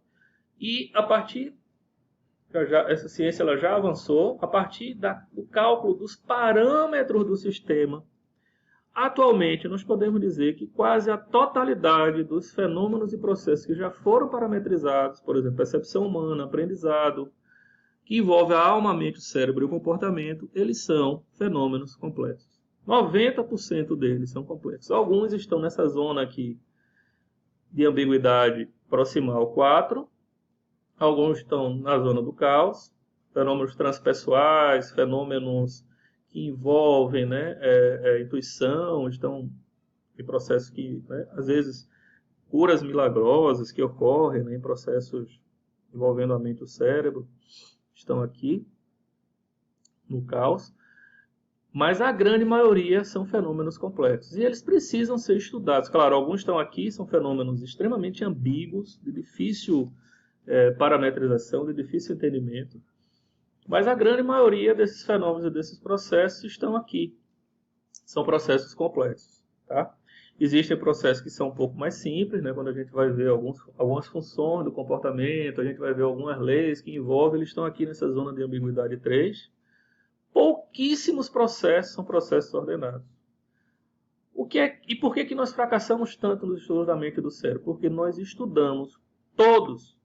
Nós temos quase 400 anos de pesquisa, com exceção de bacharelado e alguns grandes caras lá do passado, tentaram estudar a mente e o cérebro, mas mesmo eles apanharam e disseram, não é para mim ainda, não é para mim hoje, porque eles não tínhamos a metodologia, a condição metodológica e capacidade computacional que temos hoje. Mas nós estudamos os fenômenos da mente e do cérebro como se eles fossem ordenados. Só que somente uma pequena parte deles são fenômenos ordenados. Pequena parte deles são fenômenos ordenados. E para desvendar os mistérios da mente e do cérebro, nós precisamos primeiro parametrizar o sistema, entender aquele tipo de metodologia que nós estamos aprendendo para usar as leis, os métodos e a ciência adequada para tratar desse fenômeno, né? E os processos mentais, eles são extremamente sensíveis a essa parametrização. Por isso que a compreensão da mente e do cérebro tem crescido tanto nos últimos dias, né? Então a gente passa a ter uma compreensão extremamente ampla da sociedade, uma compreensão extremamente ampla hoje dos processos mentais, e nós já temos o conhecimento para resolver muitos dos nossos problemas, né? Os processos mentais, elas têm o que a gente diz de níveis de análise, né? São 7 níveis principais: social e cultural, institucional e organizacional, nível grupal, nível individual, nível comportamental, nível atitudinal e cognitivo e o nível de sistemas cerebrais. Cada uma das ciências, cada um dos autores que estudam os processos mentais, ele se dedica predominantemente a um nível ou à junção de vários níveis ou a relação de um nível com o outro, que são os trabalhos mais transdisciplinares, né? Aqui no nível comportamental nós estudamos o comportamento, as ações, movimentos físicos, movimentos observáveis, né? Aqui nós estudamos no nível individual os traços de personalidade, as diferenças individuais e sexuais, as mudanças de desenvolvimento. No nível grupal, os conflitos, a estrutura de trabalho, a colaboração, né? No nível institucional, o clima, a cultura de uma organização, a cultura institucional. No nível social e cultural, os processos sociais, os conflitos, as normas, os hábitos. No nível atitudinal, o pensamento, a tomada de decisão, a linguagem, a memória, a aprendizagem, a cognição, crenças. E no nível dos sistemas cerebrais, as estruturas neuroanatômicas, os estudos de rede de associação, do funcionamento neuronal. Esses estudos eles podem ser de cima para baixo, ou seja, bottom-up, ou top-down, pode ser de baixo para cima, né? Estudar sistemas cerebrais para tentar entender o funcionamento grupal. É um salto enorme. Normalmente, o que é que a pessoa faz? Estuda sistemas cerebrais para entender o funcionamento do pensamento. Só isso já quebra a cabeça das pessoas. É mesmo, Henrique, é. Quando você tenta entender os neurônios, as estruturas neuroanatômicas, os sistemas cerebrais, explicar o pensamento e a tomada de decisão, opa!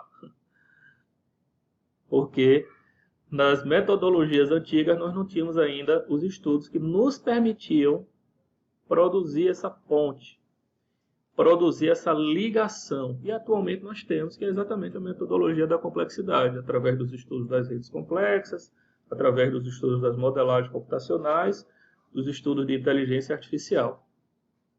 Falei sobre mente, falei sobre cérebro, falei sobre ciência, falei um pouco sobre evolução da ciência, falamos um pouco sobre as superdisciplinas. Mas, professor, e o que é que metáforas têm a ver com isso? Eu acho que já deu para ficar claro quando eu apresentei que o segundo nível de aproximação e de aprofundamento da ciência, ele envolve metáforas. Por quê? Porque nós precisamos ter uma clareza muito grande. É um trabalho que é muito feito pelos antropólogos, a capacidade de a gente se distanciar do objeto que a gente estuda, se distanciar do fenômeno e do processo que a gente estuda, né? A gente conseguir olhar para o processo de fora. E a gente só consegue fazer isso quando a gente entende o que pensamos sobre aquilo. E desenvolvemos a flexibilidade de pensar de maneira metafórica. Por quê? Porque as metáforas são figuras de linguagem comparativas, muito usadas no nosso cotidiano para dar um toque criativo na nossa maneira de falar. Ela é uma força primária, através do qual os seres humanos eles criam significado, né, usando elementos de experiência para entender um outro. E a metáfora nos dá a oportunidade de alargar o nosso pensamento, aprofundar o nosso entendimento, né? Sobretudo, ela nos permite ver as coisas de maneira novas e agir de forma diferente, enxergar de forma criativa, produzir. Nesse sentido, ela é um instrumento extremamente importante para compreender e explicar a mente. E por isso que muitos pesquisadores, muito pensador, começa a estudar neurociências e fica preso na metáfora mecanicista. Começa a estudar os processos evolutivos e fica preso na metáfora da natureza ou na metáfora da evolução. Tenta explicar tudo do cérebro e da mente a partir de um paradigma evolucionista. Tenta explicar tudo da mente e do cérebro a partir de um modelo cerebral, né? Os mecanicistas, os neurocientistas que trabalham com a mente. O debate das metáforas na filosofia é extremamente amplo e tem a participação de carinhas muito legais, que são simplesmente fenomenais. A presença do Nietzsche, a presença do Gaston Bachelard, do Heidegger, do Hegel, do Maurice Merleau-Ponty, do Max Black, do Paul Ricoeur. A gente vai ter um debate muito fenomenal entre o Black e o Davidson, né? Que é um debate central, a Mary Hess, o Horty, o Hort, né? Como algumas pessoas gostam de pronunciar no Brasil. E a gente vai ter assim, a participação de muita gente boa, com mais de 300, 400 anos de debate sobre as metáforas. Então nós não temos mais motivo para não entender qual a participação e a ponte de ligação que as metáforas têm, né, entre o entendimento dos processos cerebrais. Na minha opinião, eu estou com o Paul Ricoeur, eu estou com o Black, eu estou com outros pesquisadores que acreditam que as metáforas elas têm a capacidade de representar modelos e de nos tirar de visões nubladas que nós temos, né, e de promover uma enorme flexibilidade entre processos. É bem verdade que eu tenho uma capacidade, né, de trabalhar com larga escala, de trabalhar em processos de ciência de dados, e mesmo eu tendo a capacidade de organizar, e juntar e estruturar muitas informações, eu passei pelo menos uns 4 anos totalmente perdido, na medida que eu disse, nossa, como esse campo é grande. E fui transcendendo as fronteiras e criando novas metáforas para agregar o meu pensamento sobre os fenômenos da mente e do cérebro, a ponto de eu não conseguir sequer ter coragem, né, por conta de ter uma integridade científica, de produzir o material, porque eu sabia que aquilo estava incompleto, aquilo não estava, né? Eu continuo tendo essa impressão, tem muitos materiais que eu ainda não publiquei, que eu não vou colocar, simplesmente por uma questão de honestidade intelectual. Tá? Muitas vezes eu fui até mal compreendido, porque acabava, né, os cursos de formação e eu sou muito contra produzir autores, produzir artigos e produzir material que não tenha que eu ainda não estou com a clareza plena daquele determinado tipo de processo. Eu preferia amadurecer, avançar um pouco mais para que eu, de fato, decidisse, né, e tivesse a clareza de como aquele processo precisa ser aprendido, né, como aquele processo precisa ser ensinado, como aquele processo precisa ser visto. Por quê? Porque a ciência inova, mas ela também prende. Você cria um modelo científico onde as pessoas elas vão ter o entendimento, vão estudar aquele livro, elas vão pensar de acordo com aquilo. Então é importante que a gente tenha uma responsabilidade muito grande, né, no campo científico, para que a gente possa ter a clareza e a certeza de apresentar aquele determinado modelo, porque ele precisa, né, ter a capacidade, ele precisa ter um ethos, ele precisa ter a capacidade de apresentar bem. O estudo das metáforas ela tem uma participação de figuras de extremo destaque na filosofia, extremo destaque, né? Onde você vai ter grandes filósofos problematizando a questão das metáforas. Né? Você vê que ele começa em Hegel, até um pouco anterior a gente já vê autores falando sobre, mas um dos protagonistas, né, importantes é o Hegel. Em 1770 né, ele nasce. Então ele começa a produzir os textos dele, né, entre o final de 1700 e o início de 1800. Então assim, você vai ter, né, um conjunto de produções representando adequadamente. Nós temos uma guerra filosófica, né, que foi protagonizada pelo Max Black e pelo Davidson, tratando das metáforas, e nós temos o livro seminal protagonizado pelo Ricoeur. O Ricoeur é um filósofo francês que escreve, né, sobre as metáforas e o seu uso na ciência, o seu uso como capacidade de representar. Eu adoro a leitura dele, entretanto, os autores da filosofia, sobretudo da filosofia da mente, passaram a criticar o uso excessivo das metáforas, porque a filosofia ela estava como se dissesse assim, chegamos na metáfora, resolveu. Não, não resolveu. A metáfora é simplesmente uma ideia, uma representação comunicativa, né, sobre um determinado modelo de mente. Mas ela, se você opera bem, se você sabe trabalhar adequadamente, a condição de você olhar para si e olhar que, na verdade, aquele método, aquele modelo de você enxergar a realidade, ele está ancorado, né? Porque nosso mundo ele nos puxa para a matéria.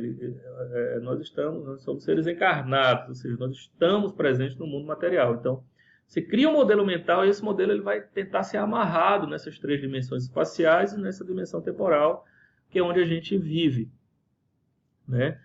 Nós nos agarramos a esse processo. E as metáforas são extremamente imaginativas. Então, essa ponte é que ela se torna interessante no momento científico atual. Porque nós estamos fazendo uma representação muito mais ampla, né, desses processos. Mas que debate foi esse, Henrique, entre Black e o Rorty? E o Davidson, né, sobretudo. O primeiro debate foi o seguinte. De um campo estavam o Rorty e o Davidson, no outro campo o Max Black e a Mary Hess. O Donald Davidson ele salienta, ele tem um texto onde ele vai confrontar, né, esses principais paradigmas que nós tínhamos sobre as metáforas. O Davidson e o Rorty ele vai salientar que a metáfora é um fenômeno importante, não só na literatura, mas também na ciência. Mas, apesar de reconhecer que a metáfora ela realiza muito, ele tinha uma discordância com Black e com Hess, porque Black e Hess acreditavam que a metáfora realizava mais, né, do que o que ela realmente faz. É claro, eu acho que a discussão ela se encontra mais na posição do Black, né, já deu para vocês perceberem, porque eu coloco um senão, um porém aí. Né, eu acho que a metáfora realiza o que o Black acredita que a metáfora realiza, entretanto, não para todo mundo. Para que ela realize o que ela é capaz de realizar, você tem que também ter a capacidade, a condição de ter parcimônia, humildade científica, de olhar para os fenômenos internos. Você tem que ter um trabalho pessoal, tem que ter inteligência, né, vamos dizer assim, ter inteligência intrapsíquica, né, entender como você pensa, quem você é, né, para que você consiga fazer esse distanciamento. Quando você tem essa capacidade e você tem um método que lhe permite entender os processos para além dessas 3 dimensões materiais, a metáfora é essencial, ela é talvez um dos principais instrumentos do cientista. E o Davidson se propõe a remover a metáfora dos estudos da semântica na filosofia, né? E diz que esse movimento deve se tornar a metáfora um fenômeno não só quando tira da linguística, quando tira da filosofia da mente, quando tira da filosofia, vai tornar a metáfora um fenômeno mais interessante. Nisso aí eu concordo plenamente. Quando você traz a metáfora para a ciência, não só para a filosofia, não só para a representação, e não para nela, você continua criando, produzindo, desenvolvendo. Black vai acreditar que a metáfora tem 2 significados, um primário e um secundário. Essa é a discordância central entre eles. Davidson e Rorty vai acreditar que o significado ele é mais unificado, né? Para Black, o enunciado metafórico ela funciona projetando, né, implicações que são associadas, né, ele sustenta que as metáforas são instrumentos cognitivos, sobretudo capazes de serem usados para comunicar novas visões de domínio. Ou seja, ela tem um primeiro nível, que é um nível representacional mais pobre, e um segundo nível, que ela tem uma riqueza, né? E ela enfatiza muito esse aspecto representacional da metáfora, né?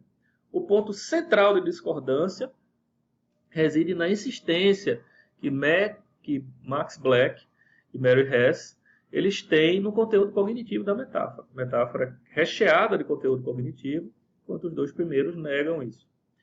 A metáfora é recheada de significado, recheada de crenças, ela amarra, ela nos deixa, se a gente não souber usar bem, ela nos deixa preso, ela nos deixa aprisionado na sua pobreza representacional. Então, por exemplo, quando uma pessoa acredita que a Terra é plana e acredita nisso piamente, né, ele nega, inclusive, a própria realidade material, que para mim é até um processo bem assustador, que você mostra a realidade, mostra uma fotografia topográfica e a pessoa sai produzindo um conjunto de fantasias para não se desapregar, né, daquela metáfora que ele está preso, naquela crença, naquela imagem, que de certa forma, e essa é a diferença.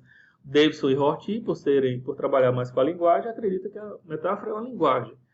Max Black e Mary Hess, e eu acredito nisso também, que é uma imagem. Ela não só ela produz uma figuração linguística, mas ela produz uma imagem. E uma vez agarrada naquela imagem, a pessoa demora, né, quando essa metáfora é morta, quando essa metáfora está presa no inconsciente da pessoa, demora para compreender uma nova realidade. A metáfora que nós trabalhamos aqui, esse curso é essencialmente para isso, para lhe dar vida, para tirar as suas metáforas mofadas, engarrafadas, presas, as suas certezas, né, tanto sobre objetos como sobre pessoas, e lhe dar vida.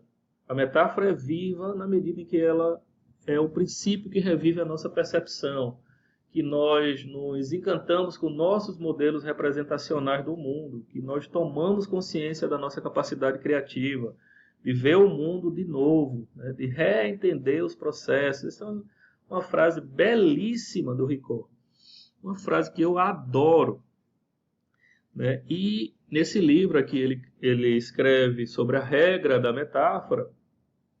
Eu aconselho todo cientista, toda pessoa que trabalha com modelos mentais deveria ler, né?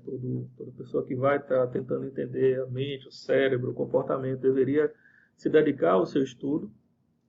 Ele vai apresentar os principais axiomas e as principais regras. Claro que é um livro que ele tem um domínio muito avançado de linguística, né? É um livro que ele tem um livro muito avançado, mas é um livro belíssimo, grande livro. Né? O curso, as metáforas da mente, como é que nós abordamos? Como é que nós usamos as metáforas na ciência? Eu acho que já deu para você entender. Primeiro que as metáforas elas saem das disciplinas, né? Elas têm a capacidade de representação. Um exemplo muito grande é o famoso quadro do René Magritte, que ele fala, né, que isso não é, escreve aqui, ó, em francês, isso aqui não é um cachimbo. Mas não é um cachimbo? Não, isso aqui é a representação, é a imagem do cachimbo. Esse primeiro momento nosso é para, sobretudo, te mostrar isso. Isso aqui é uma representação de um cachimbo. E é isso que nós fazemos quando nós entendemos processos, quando nós olhamos para algum objeto. Né? A gente confunde a imagem que está presente na nossa memória com o objeto em si. Muitas vezes, quando a gente vai entender e vai pensar sobre o que é, quem somos nós, o que somos, como nos constituímos, nós confundimos o fato em si com as imagens que criamos. Esse curso é, sobretudo, para te dar vida, te dar movimento nessas imagens, enriquecer as imagens que você vai formar sobre o que é mente, o que é cérebro, o que é comportamento, como é que ele é tratado, né? Para que você se desapregue da imagem e, ao mesmo tempo, use imagens muito mais completas que representam uma outra, né? Mas vamos lá. Nossa consideração que a metáfora ela transmite uma imagem da realidade. Portanto, ela possui muitos significados que são carregados de conteúdo implícito. Muitas vezes a gente nega essas coisas implícitas e subjetivas para que a gente fique somente com o que é coerente. Nós somos muito ávaros cognitivos, então a gente tem muita preguiça mental, preguiça de pensar. E essa preguiça de pensar faz com que a gente precise resolver as coisas de maneira rápida. E essa maneira rápida de resolver as coisas nos causa muito problema. Porque nós vamos ter visões estereotipadas de fatos, de acontecimentos, de pessoas. E essa estereotipia vai nos permitir que a gente entenda mal um fenômeno, um processo, que a gente incorre em erro.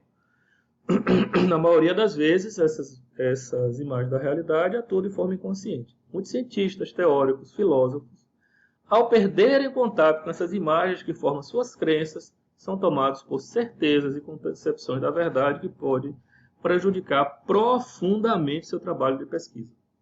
Ao fazer ciência de maneira adequada, com o uso adequado das imagens, com o uso dos modelos, testar esses modelos, representados, criar tecnologia, criar produtos, a gente consegue ter a clareza sobre os problemas e os vieses do nosso sistema de crença e, é lógico, refletir de maneira mais profunda, sistemática e científica.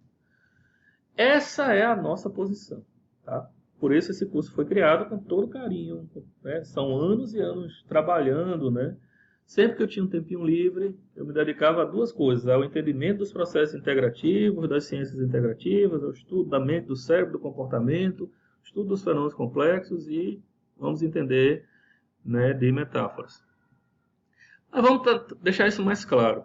Né? Exemplificando, o que são metáforas? Quando a gente diz fulano é um pavão, na verdade a gente está comparando as características do pavão às da pessoa. A beleza, a vaidade, sobretudo, né? A forma de vestir, a imponência, a postura, o narcisismo, né? A exuberância.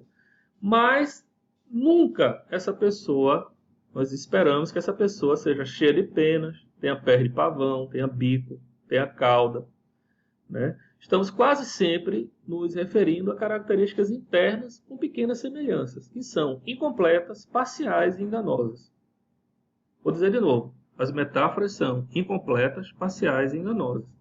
E o estudo das metáforas não é para que a gente fique reificando, transformando as metáforas num verdadeiro Deus e presos, né? Achando que tudo a gente vai resolver com metáforas, as metáforas explicam e representam tudo. Não. É sobretudo termos a clareza dos limites da metáfora e como a nossa mente trabalha com essas imagens, nos enganando, nos criando modelos incompletos. Né? E é por isso que a gente sai desse campo e vai fazer o teste das metáforas para que a gente tenha um modelo mais determinante, muito mais amplo, né, de entendimento sobre os processos da mente e do cérebro. Ou seja, quando nós dizemos que uma pessoa é um pavão, né, repare que esta pessoa daqui é totalmente diferente desta, pessoas distintas, mas podemos dizer que ele também é vaidoso, ele também tirou uma foto com uma cauda no fundo, né? Podemos dizer que essa pessoa também é narcisista e por aí vai. Podemos destacar um conjunto de fatos nessa pessoa, assim como na outra. São pessoas totalmente distintas. Entretanto, a gente tem processos que estão em comum, que são muito menores do que os que têm de diferença. A metáfora nos leva a ver as semelhanças, mas ignora as diferenças. E isso é o principal sobre as metáforas.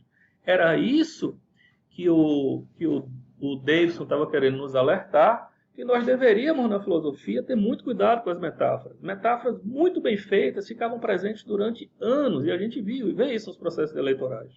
A pessoa cria uma metáfora de efeito e aquilo fica preso, vira uma piada, e aquilo vira um verdadeiro meme. Né? Que são metáforas que saem do aspecto linguístico e vão, inclusive, para o aspecto computacional, vão para as redes sociais, vão para, né, hoje com o avanço da teoria de comunicação. Ou seja, as metáforas nos levam a ver as diferenças, as semelhanças, mas ignoram as diferenças. Né? Isso é bastante importante sobre as metáforas. As aplicações. A metáfora estimula a nossa imaginação, né, que pode criar pontos de vista profundamente explicativos, pontos de vista muito profundos. Ao abordar a mente de forma inovadora, as metáforas ampliam a nossa visão e sugerem ações que antes não seriam possíveis. Os pontos de vista gerados por diferentes metáforas são incrivelmente práticos e adotam uma posição parcimoniosa na ciência. E uma metáfora leva a outras metáforas, criando um mosaico de pontos de vista concorrentes, complementares e assertivos. A metáfora nos oferece um caminho para que a gente possa caminhar nesse enorme terreno aquoso, que são os estudos da mente e do cérebro. Agora, tenha clareza, é um caminho. Você não está andando sobre as águas, você está andando através de um recurso, né? Através de um caminho que foi construído sobre as águas. A importância das metáforas.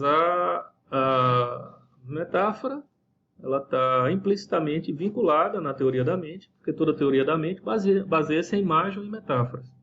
Utilizamos formas para explicar a mente que nos conduzem a pontos de vista congruentes e que nos levam a práticas específicas. Por exemplo, quando René Descartes compara a mente, cérebro e processos cerebrais como relógio, ele chama a atenção para os aspectos mecanicistas da mente. Criou a metáfora da máquina. Nunca mais a neurociência deixou, os neuroanatomistas deixaram de tentar entender a mente a partir do cérebro. Dizer, não, esquece o resto das coisas. Isso é coisa viajada, não é ciência. Vamos estudar a parte biológica, que a parte biológica é o que importa. Por quê? Isso produziu um enorme crescimento da ciência, mas também produziu obstáculos. Não é? As metáforas nos levam a entender os fenômenos mentais com utilidade, mas também com parcialidade. Quando a gente trabalha bem com as metáforas, a gente está atento aos limites que a metáfora tem e às parcialidades que a metáfora nos proporciona. Quando nos fixamos em uma explicação, nós perdemos a oportunidade de entender a mente em outras perspectivas. Para que a gente consiga entender e tratar a mente, a gente precisa identificar e usar diferentes abordagens.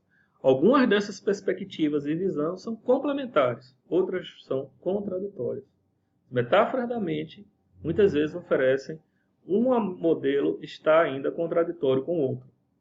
Talvez nós nunca vamos ter uma única metáfora para representar de todo a mente. Nós vamos ter sempre o que eu chamo de mosaico metafórico. O momento atual é para a gente fazer um panorama e acessar esse mosaico metafórico, né? Mas, claro, nos outros momentos, a gente transforma cada uma dessas metáforas em uma aula específica e vamos tratar sobre as suas...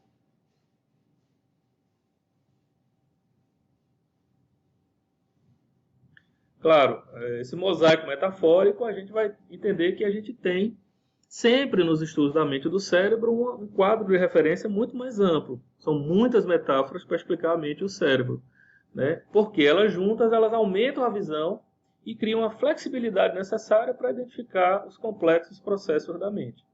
Elas são essenciais para que a gente possa entender a mente e o cérebro dentro de uma perspectiva ampliada.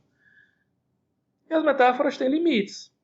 E como eu falei para vocês, o uso adequado das metáforas na ciência, na filosofia, ela envolve a compreensão desses limites, porque elas são parciais, sempre produzem uma visão unilateral, elas ressaltam certas interpretações, empurra outras a um papel secundário, e a metáfora sempre cria distorções, as chamadas falsidades construtivas. Se tomadas literalmente ao extremo, elas se tornam absurdas. Por exemplo, eu digo uma pessoa é igual a um pavão, e alguém diz, mas ele tem pé de pavão, se tomada ao extremo, se torna absurda. O grande problema é esse, que o ser humano ele já sabe, quando ele escuta uma metáfora, que você está trazendo uma coisa engraçada, uma xiste, né, uma brincadeira, e ao mesmo tempo uma figura e uma imagem. Ao ver essa imagem, fica extremamente marcado aquele tipo de processo. Né? Porque as metáforas são sempre incompletas, por melhores que sejam. Por melhores que sejam. Sempre chega uma metáfora que promete a entregar tudo, explicar tudo e representar uma imagem melhor sobre os fenômenos da mente. Como, por exemplo, na época que o computador foi criado, usou-se o computador como metáfora para explicar a mente e o cérebro, substituindo as metáforas mecanicistas antigas. Se transformou em uma febre. À medida que o computador foi avançando, mais se tinha clareza que, na verdade, era uma metáfora que talvez representasse muito sobre os fenômenos, mas depois se percebeu que são totalmente incompletos. A gente tem muito mais coisas sobre os processos da mente e do cérebro. A metáfora ela é paradoxal. À medida que a gente visualiza conceitos, a gente obscurece outras teorias e conceitos. Muitas vezes fazemos metáforas de metáforas. O próprio conceito da mente já é uma metáfora. E é isso que se transforma numa coisa engraçada. É como se a gente estivesse correndo, né, em círculo.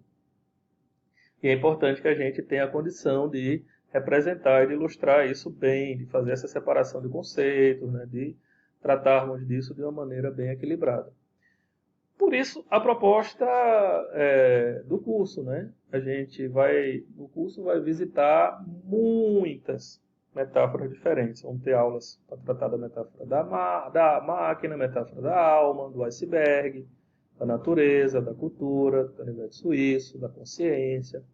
Em cada aula dessa, nós vamos tratar os conhecimentos que estão por trás. Então, as ciências da religião, vamos tratar a metáfora da alma, alguns aspectos da psicologia arquetípica, vamos tratar na alma, vamos tratar da formação, né, dos processos, as imagens da alma. Na metáfora da máquina, vamos fazer uma revisão do René Descartes, nas metáforas mecanicistas. Na metáfora do iceberg, vamos tratar, né, da mente, do cérebro e dos processos que envolvem, né, a, a mente, o inconsciente. Na metáfora da natureza, os estudos evolucionistas extremamente presentes. Na metáfora da cultura, os estudos culturais, né, os antropólogos, os sociólogos, os estudos do Goethe, os estudos dos estruturalistas da cultura. No Canivete Suíço, nós vamos tratar do enorme dos modelos de mente ancorados nas neurociências, que estuda as partes do funcionamento do cérebro para identificar, né, a mente. Estudo da consciência, uma revisão ampla da filosofia que trata da consciência, da filosofia da mente, e muitas outras metáforas, né, que nós vamos estar discutindo, dando um destaque especial para a metáfora do robô, para a metáfora dos sistemas complexos e, sobretudo, para metáforas integrativas, né? São as metáforas que eu estou muito dedicado atualmente no trabalho com elas, que elas nos servem muito para fornecer explicações muito mais complexas sobre a mente e o cérebro. E, claro, a partir do momento, essa é a coisa mais importante. Por que eu acredito que as metáforas elas têm a condição de nos oferecerem um paradigma, um quadro importante sobre o fenômeno da mente e do cérebro? Porque isso é muito importante. Porque a partir do momento que nós entendemos a mente, a partir de uma ou duas metáforas, nós vamos desenvolver estratégias de trabalho, de tratamento e de pesquisa congruentes com o que acreditamos. Se você acredita que a mente é uma máquina e que, na verdade, o cérebro é que deve ser estudado, porque o cérebro é que cria a mente, você vai ser neurocientista e vai trabalhar, né, dentro da neurologia, das neurociências. No aspecto oposto, se você acredita que a mente cria o cérebro e que a mente ela é carregada de subjetividade, você vai para a psicologia estudar os fenômenos da mente. E dentro da psicologia, se você acredita que a mente ela é modelada subjetivamente a partir da cultura, você vai juntar a metáfora, né, da subjetividade, da alma, junto com a metáfora da cultura, para trabalhar transitando entre essas duas metáforas. Centenas de milhares de psicólogos estão presos nisso daí. Tanto é que quando surge um psicólogo falando sobre teorias evolucionistas, explicando a força que a natureza tem evolutivamente para produzir a mente, o grupo que trabalha com a cultura, porque tem uma rivalidade metafórica aí, se antagoniza e vira uma certa guerra. Da mesma forma, surpreendentemente, psicólogos que são psicanalistas, mais subjetivistas, que trabalham com a subjetividade, quando eles vão acessar estudos que envolvem a metáfora da consciência, vão se rivalizar também. Então tem uma grande guerra teórica aí nesse campo, uma grande briga, né? Eu próprio, eu já fui muito criticado no curso de metáforas, inclusive por um autor canadense, por conta de que ele está muito carregado, né, da metáfora evolucionista, então ele critica essa forma de pensar a partir de metáforas. Hoje, passados quase 10 anos que ele escreveu o seu livro,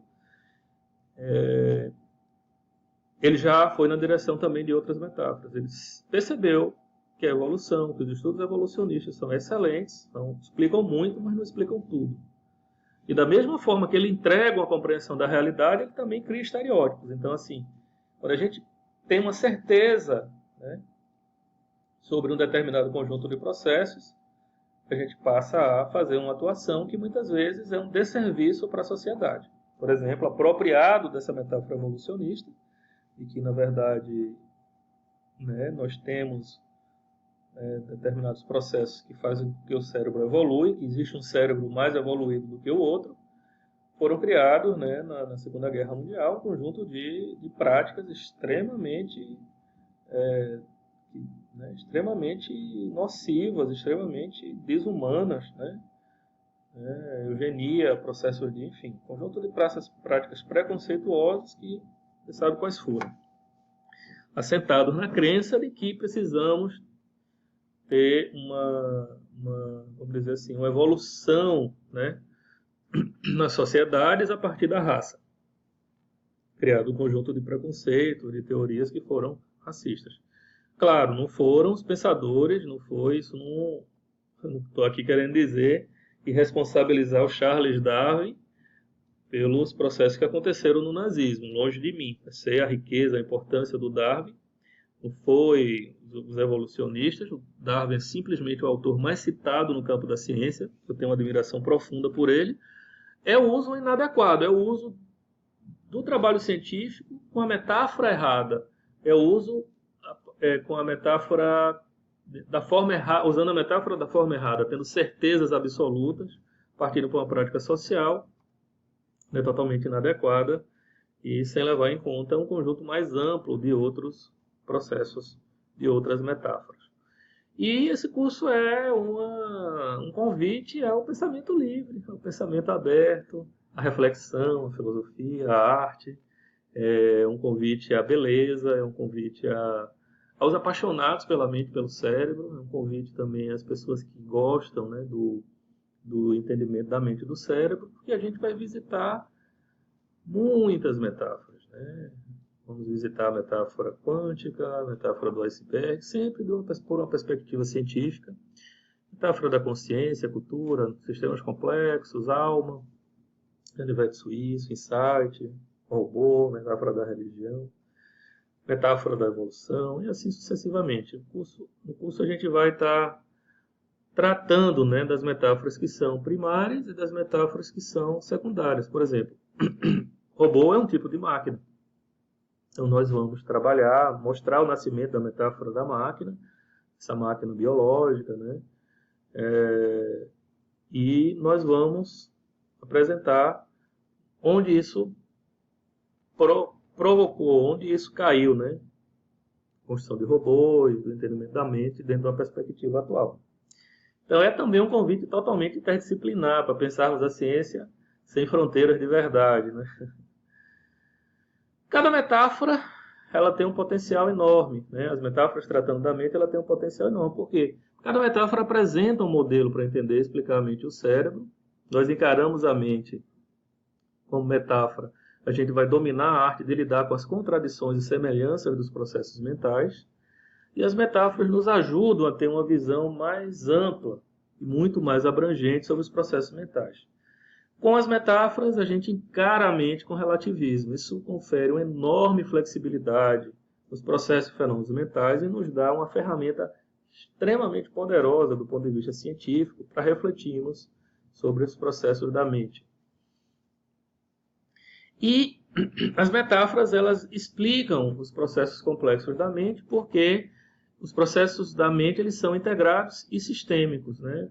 São multiníveis, modulares, adaptativos, autônomos e formam um conjunto de sistemas não lineares, ou seja, você precisa de muitas metáforas ancoradas em níveis distintos para que você possa explicar a mente de maneira efetiva, a partir das suas diferentes características, das suas diferentes configurações e diferentes níveis de complexidade. Ou seja, você não vai ter nunca uma metáfora ancorada num único nível para explicar a mente de forma completa. Por melhor que seja a metáfora evolucionista, ela vai sempre explicar a partir de uma ancoragem no contexto. Por melhor que seja as metáforas, os estudos desenvolvimentistas, vão estudar nessa dimensão tempo. E assim sucessivamente. Por melhores que sejam as apresentações, as explicações culturais, elas vão estar ancoradas na cultura. Por melhores que sejam as interpretações, as metáforas do iceberg, para explicar os processos mentais, os mecanismos do inconsciente, tão bem moldados e modelados pelos Freud e pelo Jung e por tantos outros autores, elas vão explicar processos intrapsíquicos, ancorados no nível intrapsíquico. E a mente e o cérebro, ela é extremamente ampla, né? A mente é um processo extremamente, diria, sem fronteiras e sem limites. Ela consegue transcender, ela não respeita a flecha do tempo, ela vai para trás, lembrando de coisas que aconteceram, ela prevê coisas que vão acontecer, né? Os processos premonitórios, intuitivos.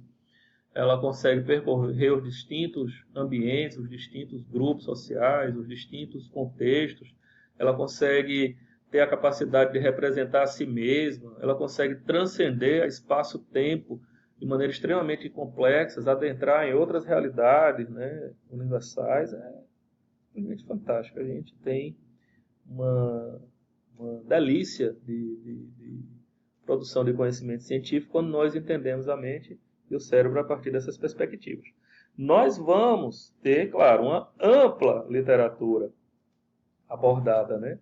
Sistemas complexos, totalmente atual. Você vai ver que tudo que a gente está tratando e lidando, né, de processos, a gente vai estar trabalhando com material novo, né, material, livros e handbooks de excelência.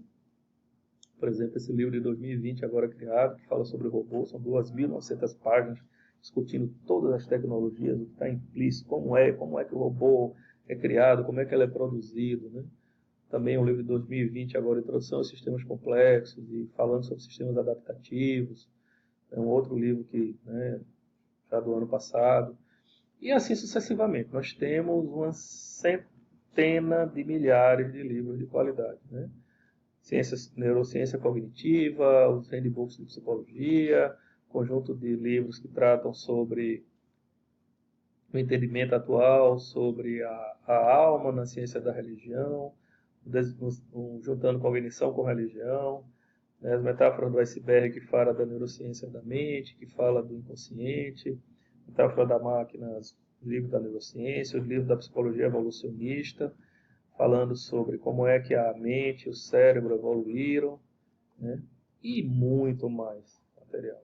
Bibliografia extremamente atual, profunda, de altíssima qualidade. Vamos estudar muitos filósofos, vamos trabalhar com muita gente clássica, né? O Pinker, o Searle, o Damasio, né? O von Neumann, Michael Casaniga, Robert Lent, o Magid, enfim, a bibliografia ela é fenomenal, é um campo extremamente delicioso de trabalho e que eu vou estar apresentando para vocês e vocês, na expectativa também que vocês possam aprofundar, né? E também começarem a se qualificar adequadamente, de uma maneira profunda, de uma maneira sistemática, e participar, né, da produção, do desenvolvimento desse campo maravilhoso, que pode ajudar tanta gente na reabilitação, pode ajudar tantas pessoas a terem uma qualidade de vida melhor. Aqui está a bibliografia dessa aula de hoje, tá? Nós fomos do Damasio ao Pinker, tem material, claro, muito material dos filósofos da mente, material, né? E muito prêmio Nobel aí nessa aula de hoje, muito prêmio Nobel também no curso. Com as metáforas da mente, a gente aborda cada uma dessas metáforas sempre vinculadas prioritariamente a um desses paradigmas, né, da neurociência, nas ciências cognitivas, na inteligência artificial, na filosofia da mente, mas sempre juntando teoria à prática, né, fazendo ciência com arte e fazendo ciência com tecnologia, trazendo tecnologia, tentando fazer, realizar, criar produtos, né, trazer a produção da psicologia para um crescimento e um desenvolvimento. Grande abraço para vocês, pessoal. Ao longo do tempo eu vou estar colocando mais material aqui no canal, onde você vai ter alguns materiais que estão ancorados aí, problematizando esses aspectos, né, das metáforas da mente. Grande abraço.